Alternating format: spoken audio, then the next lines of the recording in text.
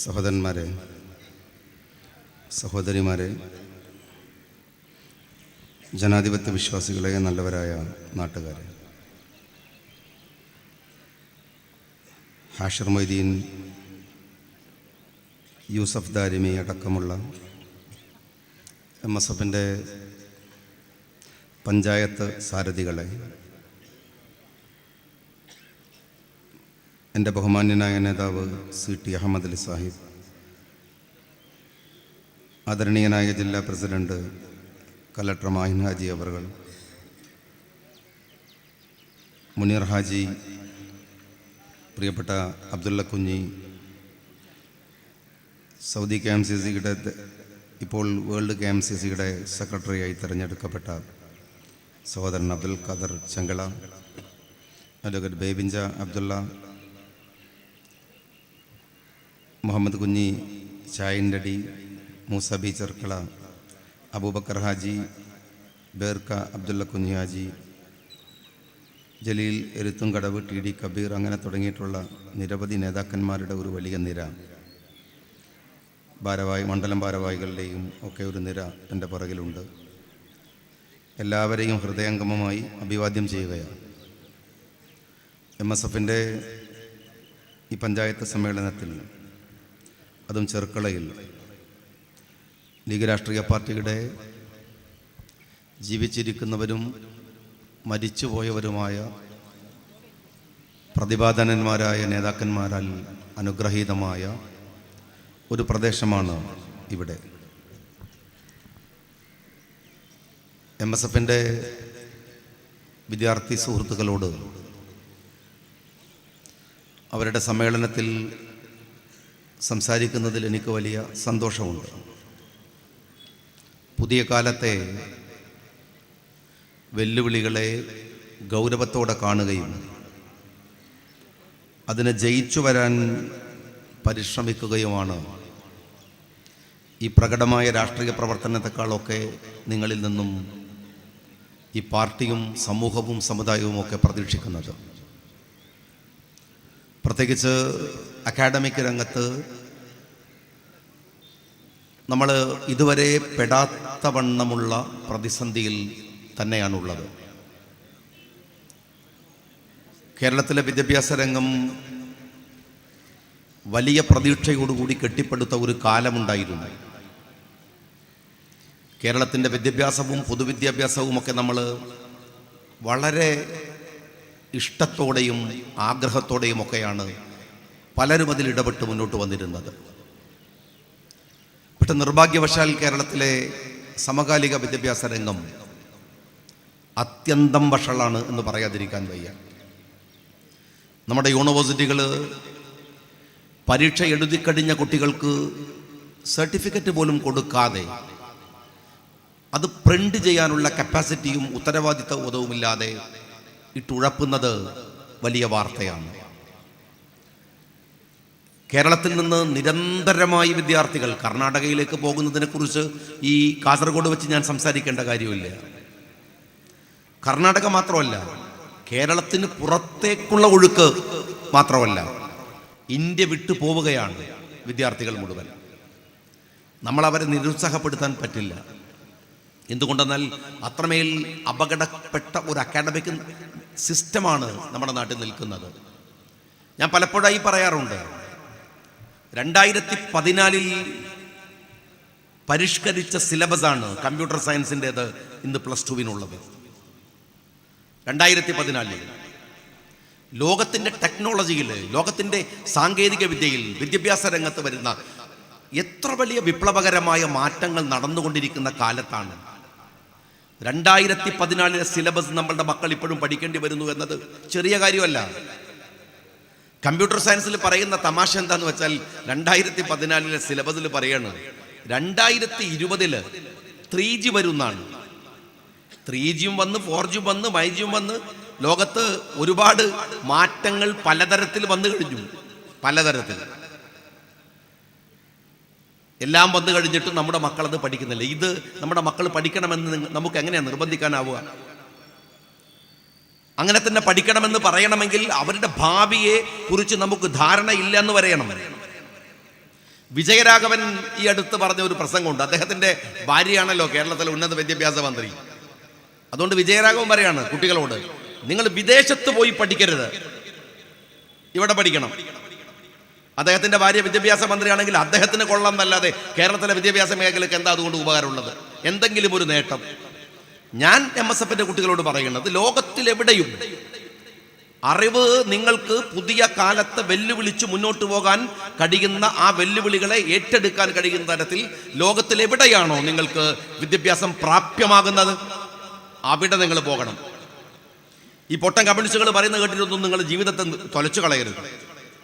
ജീവിതത്തിൽ കിട്ടാവുന്ന വിദ്യാഭ്യാസം എവിടെയാണോ അവിടെ അത് തിരഞ്ഞു പിടിക്കാൻ നിങ്ങളുടെ കപ്പാസിറ്റി ഉണ്ടെങ്കിൽ അതിനെങ്ങനെയാണോ നിങ്ങൾക്കാവുക, അതാര് പറഞ്ഞാലും അത് ഗൗനിക്കാതെ അതെടുക്കാൻ നിങ്ങൾ പോകേണ്ടതാണ്, പരിശോധിക്കേണ്ടതാണ്, കിട്ടുന്ന വഴിക്ക് പോകേണ്ടതാണ്. കേരളത്തിൽ എങ്ങനെയാ പഠിക്കുക? നിങ്ങൾ നോക്ക്, എത്ര സ്കോളർഷിപ്പുകളാണ് വെട്ടിച്ചുരുക്കിയത് ഈ കഴിഞ്ഞ ദിവസങ്ങളിൽ. എത്ര സ്കോളർഷിപ്പുകൾ കുട്ടികൾക്ക് കൊടുക്കേണ്ടുന്ന കേരളത്തിലെ നിരവധി വിദ്യാഭ്യാസ മന്ത്രിമാർ, ലീഗുകാർ മാത്രമൊന്നുമല്ല, കേരളത്തിൽ കാലങ്ങളായി വന്നിട്ടുള്ള വിദ്യാഭ്യാസ മന്ത്രിമാർ കുട്ടികൾക്ക് പഠിക്കാൻ വേണ്ടി കൊടുത്ത, ന്യൂനപക്ഷങ്ങൾക്ക് പ്രത്യേകിച്ച് പഠിക്കാൻ കൊടുത്തിരുന്ന സ്കോളർഷിപ്പുകൾ മുഴുവൻ വെട്ടിച്ചുരുക്കി, എല്ലാം കട്ട് ചെയ്തു. പഠിക്കേണ്ടതില്ല, അവര് അങ്ങനെ പഠിക്കാൻ അവരെ സഹായിക്കേണ്ടതില്ല എന്ന് തീരുമാനിച്ചു. ക്യാമ്പസുകളിലോ നേരത്തെ അവിടുന്ന് വായിച്ച പറഞ്ഞ പോലെ നമ്മൾ അതിക്രമത്തിന്റെ പാതയിൽ പോകുന്ന വിദ്യാർത്ഥികളെ എന്റർടൈൻ ചെയ്യുന്നില്ലെന്ന് മാത്രമല്ല, വിദ്യാർത്ഥിയുടെ വഴി അതല്ലെന്ന് അസന്നിഗ്ധമായി പറയുന്ന ഒരു രാഷ്ട്രീയ പാർട്ടിയാണ് മുസ്ലിം ലീഗ്. ക്യാമ്പസുകളുടെ സ്ഥിതി എന്താണ്? എന്തുമാത്രം അതിക്രമങ്ങളും അന്യായങ്ങളുമാണ് ക്യാമ്പസിനകത്ത് നടക്കുന്നത്. ഇനി അതിക്രമങ്ങളും കൊലപാതകങ്ങളും അല്ലെങ്കിൽ അക്രമങ്ങളുമാണെങ്കിൽ മാത്രം തരക്കെടില്ല. നമ്മളുടെ മക്കളെ, അവരുടെ പ്രായം ഏതാണ്? +2 കഴിഞ്ഞ് കോളേജിലേക്ക്, ക്യാമ്പസിലേക്ക് പോകുന്ന പ്രത്യേകിച്ച് കുട്ടികളുടെ പ്രായം എങ്ങനെയുള്ള പ്രായമാണ്? ഒരു അമ്മക്കതറിയാം, ഒരു അച്ഛനതറിയാം. അവരെ മക്കളെ വീട്ടിൽ നിന്ന് വളർത്തുമ്പോൾ പോലും നമ്മളുടെ പരിമിതികൾ നമുക്കറിയാം. അവർ ക്യാമ്പസിനകത്ത് ചെല്ലുമ്പോൾ അവരോട് പറയാണ്, നിങ്ങൾ ഈ വന്നിരിക്കുന്നത് സ്വതന്ത്ര ഭൂമിയിലേക്കാണ്. ക്യാമ്പസുകൾ തിന്നാനും കുടിക്കാനും ഭോഗിക്കാനും ആരാണ് നമ്മളെ തടുക്കാൻ? നിങ്ങളുടെ കാസർഗോഡ് ക്യാമ്പസിനകത്ത് നിന്നാണ് ഒരു പ്രിൻസിപ്പൾ പറഞ്ഞത്, കേട്ടിരുന്നല്ലോ നിങ്ങൾ. ലോകത്തിലെ മുഴുവൻ മീഡിയകളെയും സാക്ഷി നിർത്തി ആ പ്രിൻസിപ്പൾ പറഞ്ഞത്, അവരോട് SFIയുടെ ആളുകൾ വെല്ലുവിളിക്കുകയാണ്, നിങ്ങൾ വാ, എങ്ങനെയാണ് ആണും പെണ്ണും ഇണചേരുന്നതെന്ന് പരസ്യമായി കാണിച്ചു തരാമെന്ന് അവരെ വെല്ലുവിളിച്ചു എന്ന്. അവർ നിരന്തരമായി മയക്കുമരുന്നുകൾ ഉപയോഗിക്കുന്നതാണെന്ന് ഒരു പ്രിൻസിപ്പൽ, ഒരു ക്യാമ്പസിന്റെ അധിപ രാജ്യത്തെ മീഡിയകളോട് പറഞ്ഞില്ലേ? ക്യാമ്പസുകളിൽ നടക്കേണ്ടതാണോ? അതിനെ എന്റർടൈൻ ചെയ്യലാണോ ഒരു ഗവൺമെന്റും അല്ലെങ്കിൽ സർക്കാരും ഒക്കെ ചെയ്യേണ്ടത്? SFI ചെയ്യുന്ന തിന്നാനും ഭോഗിക്കാനും കുടിക്കാനും നിങ്ങളുടെ മതിൽക്കെട്ടുകൾ വലിച്ചെറിയണം എന്ന് പറഞ്ഞ്, ചങ്ങലക്കെട്ടുകൾ വലിച്ചെറിയണമെന്ന് പറഞ്ഞു വരുന്നത് എവിടേക്കാണ്? ഈ മൗലികത തകർന്നാൽ ഉണ്ടാവുന്നത് എന്താണ്? ഇതാണ് ചോദ്യം. സ്വാതന്ത്ര്യമൊക്കെ കൊള്ളാം, നിങ്ങൾക്ക് ആഗ്രഹിക്കുന്ന പോലെ ജീവിക്കാൻ തീരുമാനിച്ചാൽ എങ്ങനെയാണ് ഈ രാജ്യം ഉണ്ടാവുക? ഈ സിസ്റ്റം എങ്ങനെയാണ് ഉണ്ടാവുക? രാജ്യത്ത് നിയമം എന്തിനാണ്? രാജ്യത്ത് വ്യവസ്ഥിതി എന്തിനാണ്? ഇതാ ഈ പൊതുയോഗം നടക്കുമ്പോൾ സ്വാഭാവികമായി ഇതിന്റെ പല ഭാഗത്തായി പോലീസ് ഉണ്ട്. എന്തിനാണ്? നമ്മൾ ഈ രാജ്യത്ത് ജീവിക്കുന്നവരല്ലേ, സ്വതന്ത്രമായി എന്തും ചെയ്യാമെന്നാണോ നിങ്ങൾ വിചാരിക്കുന്നത്? നിങ്ങൾ നിയമത്തിന്റെ അതിരുകൾ വിടുന്നുവെങ്കിൽ അത് പരിരക്ഷിക്കാൻ ഒരു സിസ്റ്റം ഏർപ്പാട് ചെയ്തതാണ് പോലീസ് എന്ന് പറയുന്നത്. എന്തിനാണ് നിയമം? നിയമം എന്തിനാണ്? നിങ്ങൾക്ക് നിങ്ങളുടെ ഹൃദയത്തിൽ ആഗ്രഹമുണ്ട്. ഇവിടെ LGBTQവിന്റെ ഇഷ്യൂ ഒക്കെ വന്നപ്പോ ഞങ്ങളൊക്കെ അതിൽ നിലപാടെടുക്കുന്നവരാണ്. ഞങ്ങൾ പറഞ്ഞു, അതിനകത്ത് ചിലതിനോട് ഞങ്ങൾക്ക് യോജിപ്പുകളുണ്ട്, ചിലതിനോട്. എന്നാൽ ചിലത്, ഇവിടെയുള്ള പലതിനോട് യോജിക്കാൻ ഞങ്ങൾക്ക് കഴിയില്ല. അത് ഞങ്ങളുടെ മൗലികമായ പ്രശ്നമാണ്. അപ്പോൾ ചോദിക്കുന്ന ഒരു ചോദ്യം ഇതാണ്, ഓരോരുത്തരുടെയും ആഗ്രഹങ്ങളെ തടുക്കാൻ നിങ്ങൾ ആരാണ്? ഞാൻ ചോദിക്കട്ടെ, ആഗ്രഹങ്ങൾ മുഴുവൻ അനുവദിച്ചു കൊടുക്കാൻ സാധിക്കുമോ? TP ചന്ദ്രശേഖരനെ വധിക്കുമ്പോൾ അദ്ദേഹത്തിന് 50 വെട്ടുവെട്ടി, അദ്ദേഹത്തിന്റെ ശ്വാസമെടുക്കാൻ പോലും കഴിയാത്തവണ്ണം പുളഞ്ഞുകൊണ്ടിരിക്കുമ്പോൾ അവരെ വെട്ടാൻ വന്ന ഇന്നോവയിലെ കാറ് മുന്നോട്ട് പോവുകയാണ്. ആ പോകുന്ന സമയത്ത് ഒരുത്തൻ ഇറങ്ങിയിട്ട് 51ാമത്തെ വെട്ട് ആഞ്ഞു വെട്ടി. എന്തിന്? ചോര കാണുമ്പോൾ ആവേശമുണ്ടാകുന്നവർ ഒരു രോഗമായി മനുഷ്യനുണ്ട്. മറ്റൊരു മനുഷ്യനെ കൊല്ലുന്നത് ആസ്വദിക്കുന്നത് ചിലരാണ്. എനിക്ക് കൊല്ലുന്നത് ആസ്വദിക്കാൻ എന്റെ മനോവികാരമാണെന്നത് കൊണ്ട് അംഗീകരിക്കുമോ നിങ്ങൾ? എനിക്ക് കാണുന്നവരെയൊക്കെ ഭോഗിക്കാൻ എനിക്ക് താല്പര്യമുണ്ട് എന്നതുകൊണ്ട് അതിന് നിങ്ങൾ സമ്മതിക്കുമോ? നിങ്ങളും ഞാനും മനസ്സിൽ വെക്കുന്ന ആഗ്രഹങ്ങൾ എന്തൊക്കെയുണ്ട്? എന്തുകൊണ്ടാണ് അടക്കി നിർത്തുന്നത്? ഒന്ന് നമ്മുടെ വിശ്വാസമാണ്, മറ്റൊന്ന് രാജ്യത്തെ നിയമമാണ്. നിങ്ങൾക്കും എനിക്കും തോന്നുന്ന ആഗ്രഹങ്ങൾ നടപ്പിലാക്കാൻ നമ്മൾ വിചാരിച്ചാൽ അതിനാണ് അനാർക്കി എന്ന് പറയുക, അരാജകത്വം എന്ന് പറയുക. പിന്നെ രാജ്യമില്ല, സിസ്റ്റമില്ല. ക്യാമ്പസിലേക്ക് പറഞ്ഞു വിടുന്ന കുട്ടികൾക്ക് അവിടെ ചില മൗലികമായ പരിരക്ഷകളുണ്ട്, അതിരുകളുണ്ട്, അതിർവരമ്പുകളുണ്ട്. കുട്ടികൾ ഏതുവരെ പോകണം എന്നതിന് നിയമമുണ്ട്, സിസ്റ്റമുണ്ട്. അതിനെ മറികടക്കാൻ കുട്ടികൾക്ക് താല്പര്യമുണ്ടാകും. ഇവിടെ വന്നിരിക്കുന്ന MSFകാർ നിങ്ങൾ കണ്ടില്ലേ, അവരിങ്ങനെ തിളച്ചു നിൽക്കുന്ന പ്രായമാണ്, അവരുടെ ഒരു ആവേശത്തിന്റെ പ്രായമാണ്. അവർക്ക് നിങ്ങൾ എന്താണ് ഒരു ഏണി കൂടെ വെച്ച് കൊടുത്താൽ, അങ്ങനെ പറയാറില്ലേ, ഒരു ഏണി കൂടെ വെച്ച് കൊടുത്താൽ മുസ്ലിം ലീഗ് ആ പണി ചെയ്യുന്നില്ല. ക്യാമ്പസിനകത്തേക്ക് പോകുന്നവരോട് പറയുന്നത് പഠിക്കുക, നിങ്ങൾക്കാകാവുന്നത് വരെ പഠിക്കുക. പഠിക്കാൻ എന്താണോ ഞങ്ങൾ ചെയ്യേണ്ടത്, എന്തു സഹായമാണോ ചെയ്യേണ്ടത്, രക്ഷിതാവിന് കഴിയുന്നില്ലേ, കുടുംബത്തിന് കഴിയുന്നില്ലേ, MSFകാർ പറയുന്നുണ്ട് ഞങ്ങൾ സഹായിക്കാം. നിങ്ങളുടെ പ്രസിഡന്റ് പറഞ്ഞ പോലെ ഞങ്ങൾ സഹായിക്കാം. എന്താ ചെയ്യേണ്ടത്? KMCC ഉണ്ട്. വിദേശത്ത് ജോലി ചെയ്യുന്ന ആളുകൾ സഹായിക്കാൻ തയ്യാറുള്ളവരുണ്ട്. നാട്ടിലുള്ളവരുണ്ടോ? അതിന് തയ്യാറുള്ളവരുണ്ടെങ്കിൽ അവരെ കൂടെ കൂട്ടിക്കൊണ്ട് പഠിപ്പിക്കാൻ ഞങ്ങളുണ്ട്. അല്ലാതെ ഈ അരാജകത്വം ഉണ്ടാക്കലല്ല. നിങ്ങൾ ഓർത്തു നോക്കൂ, ഈ 2-3 ദിവസം, ഈ 2 ആഴ്ചയിലെ പത്രങ്ങൾ മാത്രം നിങ്ങൾ ഒന്ന് വെറുതെ കണ്ണടച്ച് ഒന്ന് പിറകോട്ട് ഓർത്തു നോക്ക്. എന്തെല്ലാം അതിക്രമങ്ങൾ, ഏതെല്ലാം ഭീകരതകൾ. ഒരമ്മയെ കുത്തി കൊലപ്പെടുത്തി, പിന്നെയും കുത്തിയിട്ട് അവർ മരിച്ചപ്പോൾ ഒരു ഭാവഭേദവുമില്ലാതെ കോഴിക്കോട് ജില്ലയിലെ തലശ്ശേരിയിൽ നിന്ന്, എന്നാൽ താമരശ്ശേരിയിൽ നിന്ന് ഒരു ചെറുപ്പക്കാരൻ പോലീസിന്റെ വണ്ടിയിലേക്ക് കയറുമ്പോൾ എന്നെ ജനിപ്പിച്ചതിന്റെ പ്രതികാരമാണ് ഞാൻ ചെയ്തതെന്ന് പറഞ്ഞിട്ടാണ് അവൻ പോയത്. ഓർത്തു നോക്കൂ നിങ്ങൾ, ഒരു ചെറിയ പയ്യൻ. നിങ്ങൾ കണ്ടില്ലേ ഇവിടെ കോഴിക്കോട് ജില്ലയിലെ മറ്റൊരിടത്ത് അതേപോലെ അമ്മയെ കഴുത്തറുത്ത് കൊല്ലുക. എന്തൊക്കെ വാർത്തയാണ് കേൾക്കുന്നത് സമൂഹത്തിൽ. ഈ വാർത്തകൾ മുഴുവൻ വരുന്നതിന്റെ അടിസ്ഥാനപരമായ കാര്യം എന്താണ്? ഒരു കുട്ടി, ഞാൻ MSFകാരോട് പറയട്ടെ, നിങ്ങൾ ഓർക്കേണ്ടതുണ്ട്, മെഹർ എന്ന് പറയുന്ന ഒരു കുട്ടി എനിക്കറിയാവുന്ന കുടുംബമാണ്. എൻ്റെ വയനാട്ടിലെ അവരുടെ ഉമ്മയുടെ വീട് വയനാട്ടിലാണ്, എൻ്റെ പഞ്ചായത്തിന്റെ ബോർഡറിലാണ്. ഞാൻ അവരുടെ കുടുംബവുമായി ഏറ്റവും അടുത്തു നിൽക്കുന്ന ഒരാളാണ്. എൻ്റെ കുടുംബവുമൊക്കെ ആയിട്ട് ബന്ധങ്ങളുള്ള ഒരാൾ. അവർ പക്ഷേ പിന്നീട് വന്നു, അവർ എറണാകുളത്ത് സെറ്റിലായി. അവിടെ ഒരു സ്കൂളിൽ പഠിപ്പിച്ചു. ആ സ്കൂളിൽ അവിടെയുള്ള ഗ്ലോബൽ പബ്ലിക് സ്കൂളിൽ പഠിപ്പിച്ചു. കഴിഞ്ഞ ആഴ്ചയിൽ ഇന്ന് പോലും വാർത്തയുണ്ട്, നിങ്ങൾ കേൾക്കണം. ഒരു ചെറിയ കുഞ്ഞ് കെട്ടിടത്തിന്റെ മുകളിൽ നിന്ന് താഴേക്ക് ചാടി മരിക്കുകയാണ്. ആ വീട്ടിൽ പോയവർ എന്നോട്, എൻ്റെ ബന്ധുക്കൾ പറഞ്ഞു, കാണാൻ വയ്യ ഷാജി, ഞങ്ങൾ പോയിട്ട് ആ ഉമ്മയുടെ കരച്ചിൽ കേൾക്കാൻ വയ്യ. സ്കൂളിൽ വന്ന് മകന് മുകളിലെ മുറിയിലേക്ക് പോയി. ഉമ്മ അവനോട് വിളിച്ചു പറഞ്ഞു, ഡ്രസ്സൊക്കെ മാറി വന്നിട്ട് നീ ജ്യൂസ് കഴിക്ക്. അവൻ താഴെ വന്ന് ആ ജ്യൂസ് കുടിച്ചു. അവൻ വിഷണ്ണനായിരുന്നു എന്ന് ഉമ്മ പറയുന്നുണ്ട്. പിന്നെയും തിരിച്ചവൻ മുകളിലേക്ക് പോയി. പുറത്തു നിന്ന് ആളുകളുടെ ബഹളം കേട്ട് ഈ ഉമ്മ പുറത്തേക്ക് പോകുമ്പോ താഴെ മരിച്ചു കിടക്കുന്നത് മകനാണ്, പൊട്ടിത്തെറിച്ച് കിടക്കുന്നത് മകനാണ്. 2-3 ദിവസങ്ങൾ കഴിഞ്ഞപ്പോഴാണ് അവർക്ക് മനസ്സിലായത്, ആ കുട്ടി പഠിക്കാൻ പോയ ഈ സ്കൂളില് ക്ലോസറ്റിലെ വെള്ളം അവന്റെ വായിലേക്ക് ഒഴിപ്പിച്ചു കൂടെയുള്ള വിദ്യാർത്ഥിനികൾ, +2 വിദ്യാർത്ഥിനികൾ. നിങ്ങൾ മനസ്സിലാക്കണം, വിദ്യാർത്ഥികൾ അവനെ ക്ലോസറ്റ് നക്കിച്ചു. ഇന്ന് പൃഥ്വിരാജിന്റെ ട്വീറ്റ് ഉണ്ട്, ഒരുപാട് ആളുകൾ ട്വീറ്റ് ചെയ്തു. നിങ്ങൾ ഏത് ലോകത്താണ് ഇവർ ജീവിക്കുന്നത്? ഏത് ലോകത്താണ്? അവൻ മരിച്ചു എന്ന് കേട്ടപ്പോൾ ആ സ്കൂളിലെ ഒരു വിദ്യാർത്ഥിനി പറയാണ്, മോശപ്പെട്ട ഒരു വാക്ക് ഞാൻ വേദിയിൽ നിന്ന് പറയുന്നില്ല, തീർന്നല്ലോ എന്ന്. ഓർത്തു നോക്കണം നിങ്ങൾ, സമ്പന്നന്മാരുടെ മക്കള്, ഇത്തിരി സൗകര്യങ്ങളുണ്ട്, എന്നാൽ എന്തു ചെയ്യാമെന്നാണോ? ആർക്ക് നേരെയും കുതിര കയറാമെന്നാണോ? ഇവിടെ ഒരു സിസ്റ്റം ഇല്ലേ? ഈ രാജ്യത്ത് ഒരു സംവിധാനമില്ലേ? ഒരു ഗവൺമെന്റ് ഇല്ലേ? ആ അമ്മ ദിവസവും കരഞ്ഞുകൊണ്ടിരിക്കുന്നു. രാജ്യത്തിലെ മുഖ്യ സാമൂഹ്യ രംഗത്തുള്ളവർ അടക്കം ട്വീറ്റ് ചെയ്യുന്നു. നമ്മുടെ നാട്ടിൽ എന്താ നടക്കുന്നത്?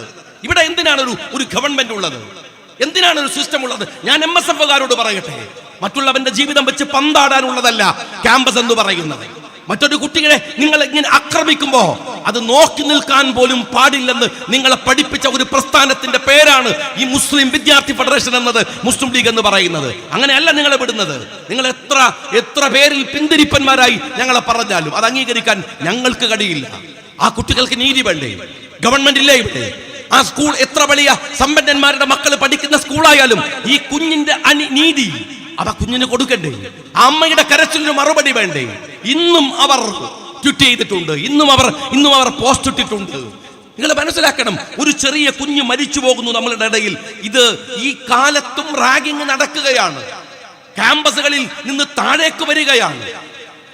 ബോർഡിംഗ് സ്കൂളുകളിൽ പഠിക്കുന്ന 9ലും 10ലും അതുപോലെ തന്നെ +2വിനും പഠിക്കുന്ന കുട്ടികളിലേക്ക് വരെ ഇത് താഴ്ന്നിറങ്ങി വരികയാണ്.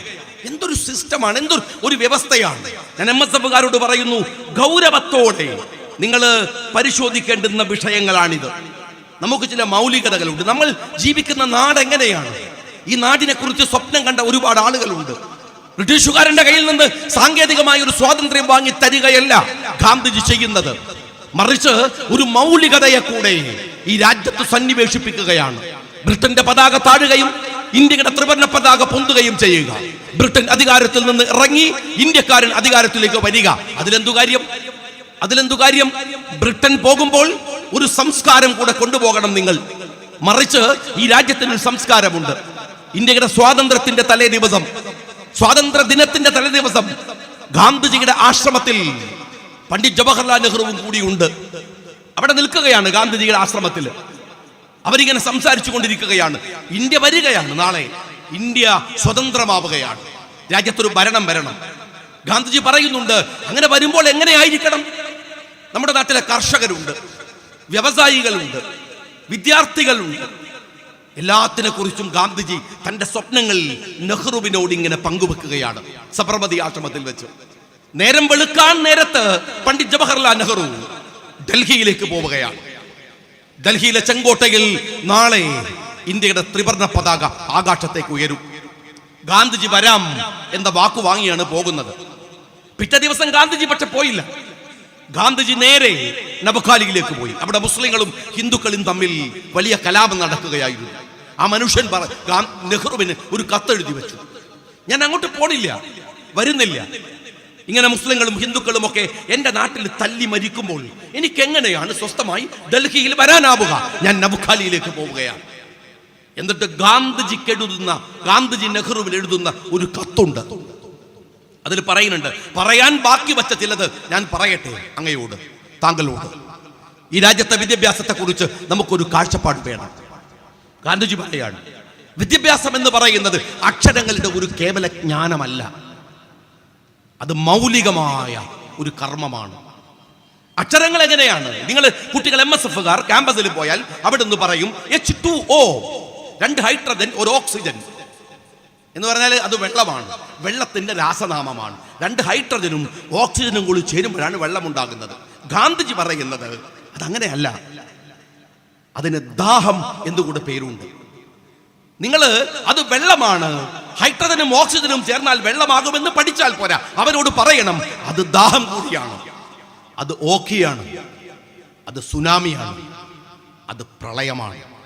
അത് കെമിസ്ട്രിയിൽ ഉണ്ടാവില്ല, പക്ഷേ അതവനെ പഠിപ്പിക്കുന്ന മൗലികത കൂടെ ഈ എഡ്യൂക്കേഷന്റെ ഭാഗമായി നിങ്ങൾ പഠിപ്പിച്ചു കൊടുക്കണം. ഗാന്ധിജി പറയുന്നുണ്ട്, ഒരു മനുഷ്യനോട് എന്തിനാണ് പഠിക്കുന്നത് എന്നതിൻ്റെ ആന്തരികമായ അർത്ഥത്തെക്കുറിച്ച് വളരെ കൃത്യമായി ഗാന്ധിജി പറയുന്നുണ്ട് നെഹ്റുവിനോട്.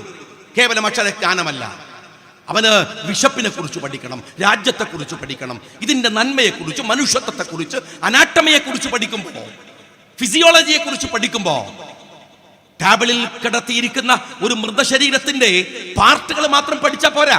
ഇത് കഴുത്ത്, ഇത് തല, അല്ലെങ്കിൽ ഇത് ഇന്ന അവയവങ്ങൾ എന്നിങ്ങനെ പഠിപ്പിക്കുമ്പോൾ അത് മാത്രമല്ല, ആ അനാറ്റമിയിലെ ടേബിളിൽ കാണാത്ത ഒന്നുണ്ട്, അത് ഹൃദയമാണ്. അത് ഹൃദയമാണ്, ഹാർട്ടല്ല. ഹൃദയം എന്ന് പറയുന്ന ഒന്നുണ്ട്. അവന് തലച്ചോറുണ്ട്, അവന് ലോകത്തെ കാണാൻ കഴിയുന്ന കണ്ണുകളുണ്ട്. അത് പറഞ്ഞു കൊടുക്കാൻ കഴിയുന്ന മൗലികതയെ പഠിക്കുന്നില്ലെങ്കിൽ നിങ്ങൾ എന്തിനാണ് വിദ്യ അഭ്യസിക്കുന്നത് എന്ന് ഗാന്ധിജി ചോദിക്കുന്നുണ്ട്. MSFകാരാണ്, ഇത് ഗാന്ധിജിയുടെ നാടാണ്, ഗാന്ധിജിയുടെ സ്വപ്നങ്ങളുടെ നാടാണ്. ഈ ക്യാമ്പസുകളെ അരാജകത്വത്തിലേക്ക് നയിക്കുന്ന SFIക്കാരന്റെ സ്വപ്നങ്ങളല്ല നിങ്ങളെ നയിക്കേണ്ടത്. നിങ്ങളെ നയിക്കേണ്ടത് ഗാന്ധിജി വിഭാവന ചെയ്ത മൗലികതയുടെ ഒരു രാഷ്ട്രീയത്തെയാണ്. അത് കാണാൻ നിങ്ങൾക്ക് കഴിയുന്നില്ലെങ്കിൽ പിന്നെ എന്തിനാണ് പഠിക്കുന്നത് എന്ന്. ലോകത്ത് വലിയ മാറ്റങ്ങൾ വരികയാണ്. സ്നേഹമുള്ള എൻ്റെ പ്രിയപ്പെട്ട വിദ്യാർത്ഥികളെ, നിങ്ങളത് അപ്ഡേറ്റ് ചെയ്യണം. കാസർഗോഡുകാരോട് പ്രത്യേകിച്ച് പറയേണ്ട കാര്യമില്ല. ലോകത്തെവിടെ പോയാലും കാസർഗോട്ടുകാരുണ്ട്, ഏത് മേഖലയിൽ പോയാലും ഉണ്ട്. അവർക്കൊരു അസാധ്യവും അസാമാന്യവുമായ ഒരു മിടുക്കാണ്. ഒരു പറയേണ്ട ഒരു കാര്യമുണ്ട്. എല്ലാ ആ മിടുക്കിനെ ക്രിയേറ്റീവ് ആക്കണം. നിങ്ങൾ വെറുതെ കൈയടിച്ചാൽ പോരാ. നിങ്ങൾ മനസ്സിലാക്കേണ്ടത്, ഇത്രമേൽ എഡ്യൂക്കേറ്റഡ് അല്ലാത്ത ഒരു കമ്മ്യൂണിറ്റി ആയിട്ടും, പുതിയ തലമുറയെല്ലാം ഞാൻ പറയുന്നത് പഴയ തലമുറ, എന്നാലും അവർ പെട്ടെന്ന് കാസർഗോട്ടുകാരന് ഭാഷയിൽ ഒരു വല്ലാത്ത നൈപുണ്യമുണ്ട്. അവൻ അബ്സോർവ് ചെയ്യും. ഇപ്പൊ കാസർഗോട്ടിലെ കുട്ടികളെ കാണുമ്പോൾ അവർ എത്ര മനോഹരമായിട്ടാണ് ഇംഗ്ലീഷൊക്കെ സംസാരിക്കുക. ഏറ്റവും നന്നായി അറബി സംസാരിക്കുന്നവരിൽ കാസർഗോട്ടുകാരുണ്ടാവും. പെട്ടെന്ന് അവർ അബ്സോർബ് ചെയ്യും. നിങ്ങൾക്ക് ഒരു വലിയ സ്കില്ലുണ്ട്. അത് പ്രൊഡക്റ്റീവ് സെക്ടറിലാണ് വേണ്ടത്. ആ സ്കില്ലുള്ള കാസർഗോട്ടുകാരൻ നന്നായി പഠിച്ചു വരികയും കൂടെ ചെയ്താൽ ഈ രാജ്യം, ഈ ലോകം നിങ്ങളുടെ കയ്യിലേക്ക് വരുത്താൻ നിങ്ങൾക്കാവും. നല്ല വഴിയിൽ, നേരായ വഴിയിൽ. ആ മിടുക്കിനെ അതുകൊണ്ട് കാര്യങ്ങളെ നന്നായിട്ട് അപ്ഡേറ്റ് ചെയ്യണം. ഇപ്പൊ ഈ കഴിഞ്ഞ ഒരു 2-3 ആഴ്ച എൻ്റെ MSFകാരാ, നിങ്ങൾ ശ്രദ്ധിച്ചു നോക്കൂ, ലോകത്ത് ഇപ്പോ ഈ AI രംഗത്ത്, ആർട്ടിഫിഷ്യൽ ഇന്റലിജൻസിന്റെ രംഗത്ത് ചൈനയുടെ ഒരു ഇടപെടലുണ്ടായി. ഒരു ചൈനയുടെ ഇടപെടൽ, ഞാൻ അതിന്റെ ഇടപെടലിന്റെ കഥ ഞാൻ പിന്നീട് പറയും. ഈ ഇടപെടൽ ഉണ്ടായപ്പോ CPMന്റെ സംസ്ഥാന സെക്രട്ടറി MV ഗോവിന്ദൻ ചാടിക്കേറി ഇടപെട്ടു. മൂപ്പര് ഈ ചൈന ഇടപെട്ടാ പിന്നെ മൂപ്പര് നോക്കിക്കാൻ പാടില്ലല്ലോ. വളരെ സീരിയസ് ആയിട്ട് അദ്ദേഹത്തിന്റെ ഒരു ഗംഭീര പ്രഭാഷണം കഴിഞ്ഞ ഏതാനും 2 ദിവസം മുമ്പ് നിങ്ങൾ കണ്ടു. കണ്ണൂരിൽ അദ്ദേഹത്തിന്റെ പാർട്ടി സമ്മേളനത്തിന്റെ ഭാഗമായിട്ടുള്ള പ്രസംഗമാണ്. അതിൽ MV ഗോവിന്ദൻ പറയുന്ന വമ്പിച്ച തമാശകളുണ്ട്. SFIക്കാര് ഇതൊക്കെ ഒന്ന് കേട്ട് പഠിക്കേണ്ടതാണ്. ആധുനിക ലോകത്ത്, സാങ്കേതിക വിദ്യാ ലോകത്ത്, ശാസ്ത്ര ലോകത്ത് MV ഗോവിന്ദൻ ഒരു വാഗ്ദാനം. ശരിക്കും പറഞ്ഞാൽ അതിൽ അദ്ദേഹം പറയുന്ന ആളുകളെ പഠിപ്പിക്കണ പോലെ പറയുന്നുണ്ട്. നിങ്ങൾ അറിയുമോ, AI വന്നു കഴിഞ്ഞു, ആർട്ടിഫിഷ്യൽ ഇന്റലിജൻസ് വന്നു കഴിഞ്ഞു. നിങ്ങളുടെയും എന്റെയും ഒക്കെ ഫോണിൽ AI ഉണ്ട്. എന്നിട്ട് അദ്ദേഹം പറയുന്ന രണ്ടാമത്തെ തമാശ എന്താ അറിയങ്ങള്, നിങ്ങൾക്കറിയുമോ, കഴിഞ്ഞ ദിവസം ഒരു സുഹൃത്ത് അയാളുടെയും ഭാര്യയെയും മക്കളെയും കൂട്ടി കടപ്പുറത്ത് പോയി കടലിന്റെ പശ്ചാത്തലത്തിൽ ഒരു ഫോട്ടോ എടുത്തു. ഈ ഫോട്ടോ അയാളുടെ ഫോണിൽ AI മാറ്റിയപ്പോൾ അയാൾ ഒരു മഞ്ഞുമലയിൽ ഇരിക്കുന്ന പോലെ ആയി. എന്താ അല്ലേ എൻ്റെ പ്രിയപ്പെട്ട ഗോവിന്ദ, ഈ ആപ്പ് മൊബൈലിൽ വന്നിട്ടൊരു 10 കൊല്ലായി. അത് AI ഒന്നല്ല, അത് നമ്മുടെ നാട്ടിലെ ചെറിയ കുട്ടികൾ ചെയ്യുന്ന പണിയാണ്. നിങ്ങൾ മനസ്സിലാക്കണം. അത് ഇന്നലെ മഞ്ഞാന്ന് വന്ന സാധനമല്ല. ഏത് മൊബൈലിൽ ഏതെല്ലാം ജാതി ഫോട്ടോഷോപ്പിംഗ് ആപ്പുകൾ ഉണ്ടെന്നാണ് നിങ്ങൾ വിചാരിച്ചത്? ഇതൊക്കെ വന്നിട്ട് എത്ര കൊല്ലായി? എന്നിട്ട് അദ്ദേഹം പറയാൻ, അത് അത്ഭുതകരമായ മാറ്റമാണ് AI രംഗത്തുണ്ടാകുന്നത് എന്ന് അദ്ദേഹം പറഞ്ഞു. എന്നിട്ട് അദ്ദേഹം പറയുന്ന ഒരു കാര്യം എന്താ വെച്ചാൽ, ഈ ആപ്പിനെ കുറിച്ച് പറയുന്നത്, രണ്ടാമത് പറയുന്നത് എന്താ വെച്ചാൽ, AI വന്നാൽ 60% തൊഴിലിടങ്ങൾ നഷ്ടമാകും. എന്നിട്ട് പിന്നെ പറയാണ്, എന്നാലും സോഷ്യലിസം വരും. അതെങ്ങനെയാ? 60% തൊഴിലിടം നഷ്ടപ്പെട്ടിട്ട് സോഷ്യലിസം എങ്ങനെ വരിക എന്നാണ് കമ്മ്യൂണിസ്റ്റുകൾ ചോദിക്കുന്നത്. എന്നാൽ ഇതിലെ ഒരു തമാശ ഉള്ളൊരു കാര്യം കാര്യങ്ങൾ അദ്ദേഹം പറഞ്ഞു, ഇനി നാളെ എന്നോട് സോഷ്യലിസം എന്താ വരാത്തത്, സോഷ്യലിസം എന്താ വരാത്തതെന്ന് ചോദിക്കരുത്. അത് വരണമെങ്കിൽ ഒരു 200 കൊല്ലെങ്കിലും എടുക്കും. ഇപ്പൊ മനസ്സിലായില്ല നിങ്ങൾ? അന്ന് ചോദിക്കാൻ കേട്ടോനും ഉണ്ടാവില്ല, ഗോവിന്ദ ഭാഷ ഉണ്ടാവില്ല. പിന്നെന്ത് പൊട്ടത്തരം പറയാലോ, പിന്നെന്ത് പൊട്ടത്തരം വരുമല്ലോ. ഇതെപ്പോഴാ എൻ്റെ ഗോവിന്ദ ഒന്ന് വരിക? എത്ര കൊല്ലായി പറയാൻ തുടങ്ങിയിട്ട്. ഇയാൾ എന്നിട്ട് പറയുന്ന തമാശ അതല്ല, വിശുദ്ധ ഖുർആൻ കാലഹരണപ്പെടും, ഭഗവത്ഗീത കാലഹരണപ്പെടും, ബൈബിളും കാലഹരണപ്പെടും, എന്നാൽ കമ്മ്യൂണിസം പൊടില്ലാത്രേ എന്ന് ഇപ്പം വന്നിട്ടില്ല. 200 കൊല്ലം കഴിഞ്ഞ് വരാൻ സാധ്യത ഉണ്ടെന്ന് പറയുന്ന കമ്മ്യൂണിസമാണ് മൂപ്പര് പറയുന്നത്, ആ സോഷ്യലിസമാണ്. അപ്പൊ അതുകൊണ്ട് AI വന്നാൽ സോഷ്യലിസം വരുമെന്നാണ് അദ്ദേഹത്തിന്റെ ഏറ്റവും രസകരമായിട്ടുള്ള ഒരു കാഴ്ചപ്പാട്. ഞാൻ ബഹുമാന്യനായ ഗോവിന്ദനോട് എന്താണ് AI എന്നൊരു മിനിമം ഞാൻ പറഞ്ഞുതരാം. എന്താന്ന് വെച്ചാൽ, നിങ്ങൾ ChatGPT എടുക്കുക. അപ്പൊ ChatGPT എടുത്തിട്ട് ചോദിക്കുക, ഹൂ ഈസ് ഗോവിന്ദൻ? അപ്പോ ChatGPT തിരിച്ചു ചോദിക്കും, ഏത് ഗോവിന്ദൻ? അപ്പൊ നമ്മൾ ഗോവിന്ദൻ ആരാന്ന് പറയരുത്. നമ്മൾ പറയാ, താനൂരിൽ നിന്നും അപ്പം കയറ്റി. ഏത്? കേരളയിൽ താനൂരിൽ നിന്ന് അപ്പം കയറ്റി എറണാകുളത്ത് കൊണ്ടുപോയി അത് വിറ്റ് വൈകുന്നേരം താനൂരിൽ തന്നെ തിരിച്ചു വരാം എന്ന് പറഞ്ഞ ഗോവിന്ദൻ എന്ന് പറയുമ്പോൾ സെക്കൻഡ് കൊണ്ട് പറയും, ഓ അത് നമ്മൾ MV ഗോവിന്ദൻ. ആചാര്യ പൊട്ടത്തരം പറഞ്ഞ ഒരാൾ വേറെ ലോകത്തില്ലാത്തത് കൊണ്ട് സെക്കൻഡ് കൊണ്ട് എന്ത് ചെയ്യും? ChatGPT ആളെ കണ്ടുപിടിക്കും. ആദ്യം ഞങ്ങൾ ഗോവിന്ദൻ എന്ന് പറഞ്ഞാൽ മനസ്സിലാവും. ഇതാണ് ChatGPT നിങ്ങൾ വിചാരിക്കേണ്ട, ഇതാണ് ആർട്ടിഫിഷ്യൽ ഇന്റലിജൻസ് എന്നും വിചാരിക്കണ്ട. ഞാൻ ഗോവിന്ദന് മനസ്സിലാകാവുന്ന ഒരു ചെറിയ കാര്യം പറഞ്ഞു എന്ന് മാത്രം.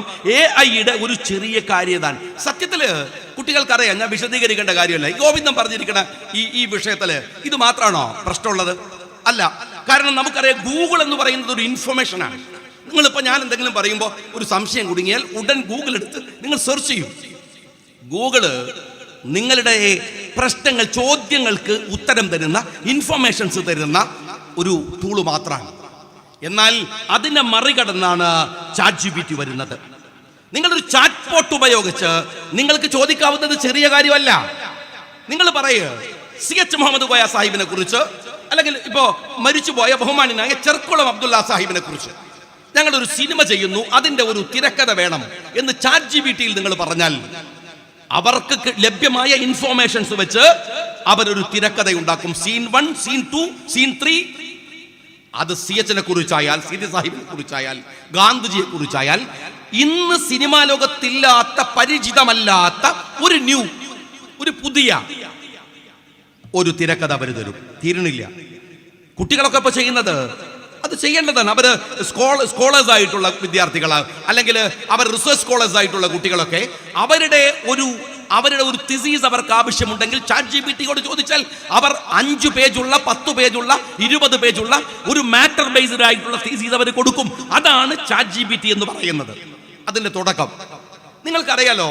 അമേരിക്ക ഈ AI സംവിധാനം കണ്ടുപിടിക്കുന്നതിന് വേണ്ടി കോടികളാണ് മുടക്കുക. അമേരിക്കയുടെയും ചൈനയും തമ്മിലുള്ള പ്രശ്നം എന്താ വെച്ചാൽ, അമേരിക്ക എന്തെങ്കിലോ ആലോചിച്ച് കഷ്ടപ്പെട്ട് പൈസ എടുത്ത് ബുദ്ധിമുട്ടി അവരൊരു സാധനം കണ്ടുപിടിക്കും. 2 ദിവസം കൊണ്ട് ചൈന അതിന്റെ ഡ്യൂപ്ലിക്കേറ്റ് ഇറക്കും. ലോകത്ത് നടക്കുന്നതാണെന്ന് ഞാൻ പ്രത്യേകിച്ച് കാസർഗോഡ് പറയേണ്ട കാര്യമല്ല, അത് നടന്നുകൊണ്ടിരിക്കുന്ന കാര്യമാണ്. പക്ഷെ ഇത് കേസ് അതല്ല. ഇത് കോടാനു കോടി മുടക്കുള്ള, ഒരുപക്ഷെ അമേരിക്കയിലെ വമ്പൻ മുതലാളിമാരാകുന്നതിന്റെ പിറകിൽ, ലോകത്തെ ഏറ്റവും വലിയ കോടീശ്വരന്മാരാകുന്നതിന്റെ പിറകിൽ നിങ്ങളും ഞാനും ദിവസവും ഉപയോഗിക്കുന്നത് പോലെയുള്ള ChatGPT പോലെയുള്ള ടൂളുകൾ അമേരിക്ക കോടികൾ കണ്ടുപിടിച്ച് ഉണ്ടാക്കുന്നതാണ്. അതെ, അവിടെ വലിയ ബഹളം. ഇലോൺ മസ്ക് വരുന്നു, നിങ്ങൾക്കറിയാം. ഇലോൺ മസ്ക് ആരാണെന്ന് നിങ്ങൾക്കറിയാം, പുതിയ കുട്ടികൾക്കറിയാം. ലോകത്തയാൾ വമ്പൻ ധനാഢ്യനാണ്. അദ്ദേഹം അടക്കമുള്ള ആളുകൾ, അതുപോലെ തന്നെ സാം ആൽട്ട്മാൻ എന്ന് പറയുന്നത്, അയാൾ OpenAIയുടെ ഈ ChatGPT അടക്കമുള്ള ഈ സിസ്റ്റങ്ങളുടെ ഒക്കെ CEO ആണ്. അവിടെ തന്നെ വലിയ തർക്കങ്ങൾ നടന്നു. ഒരു സുപ്രഭാതത്തിൽ സാം ആൽട്ട്മാനെ മാറ്റുന്നു, വേറെ ആളെ കൊണ്ടുവരുന്നു, വീണ്ടും സാം ആൽട്ട്മാൻ തിരിച്ചു വരുന്നു. AI ലോകത്ത് ഇത് വലിയ അതിശയങ്ങളും അത്ഭുതങ്ങളും ഒക്കെ ഉണ്ടാക്കിയിട്ടുള്ള കാര്യമാണ്. ഇതിന്റെ മൊത്തത്തിൽ ഇതിന്റെ സിസ്റ്റത്തെ കുറിച്ച് പറയുക LLM എന്നാണ്, ലാർജ് ലേണിംഗ് മോഡൽ എന്നാണ് ഈ പുതിയ AI സിസ്റ്റവുമായി ബന്ധപ്പെട്ട് പറയുന്ന ഒരു കാര്യം.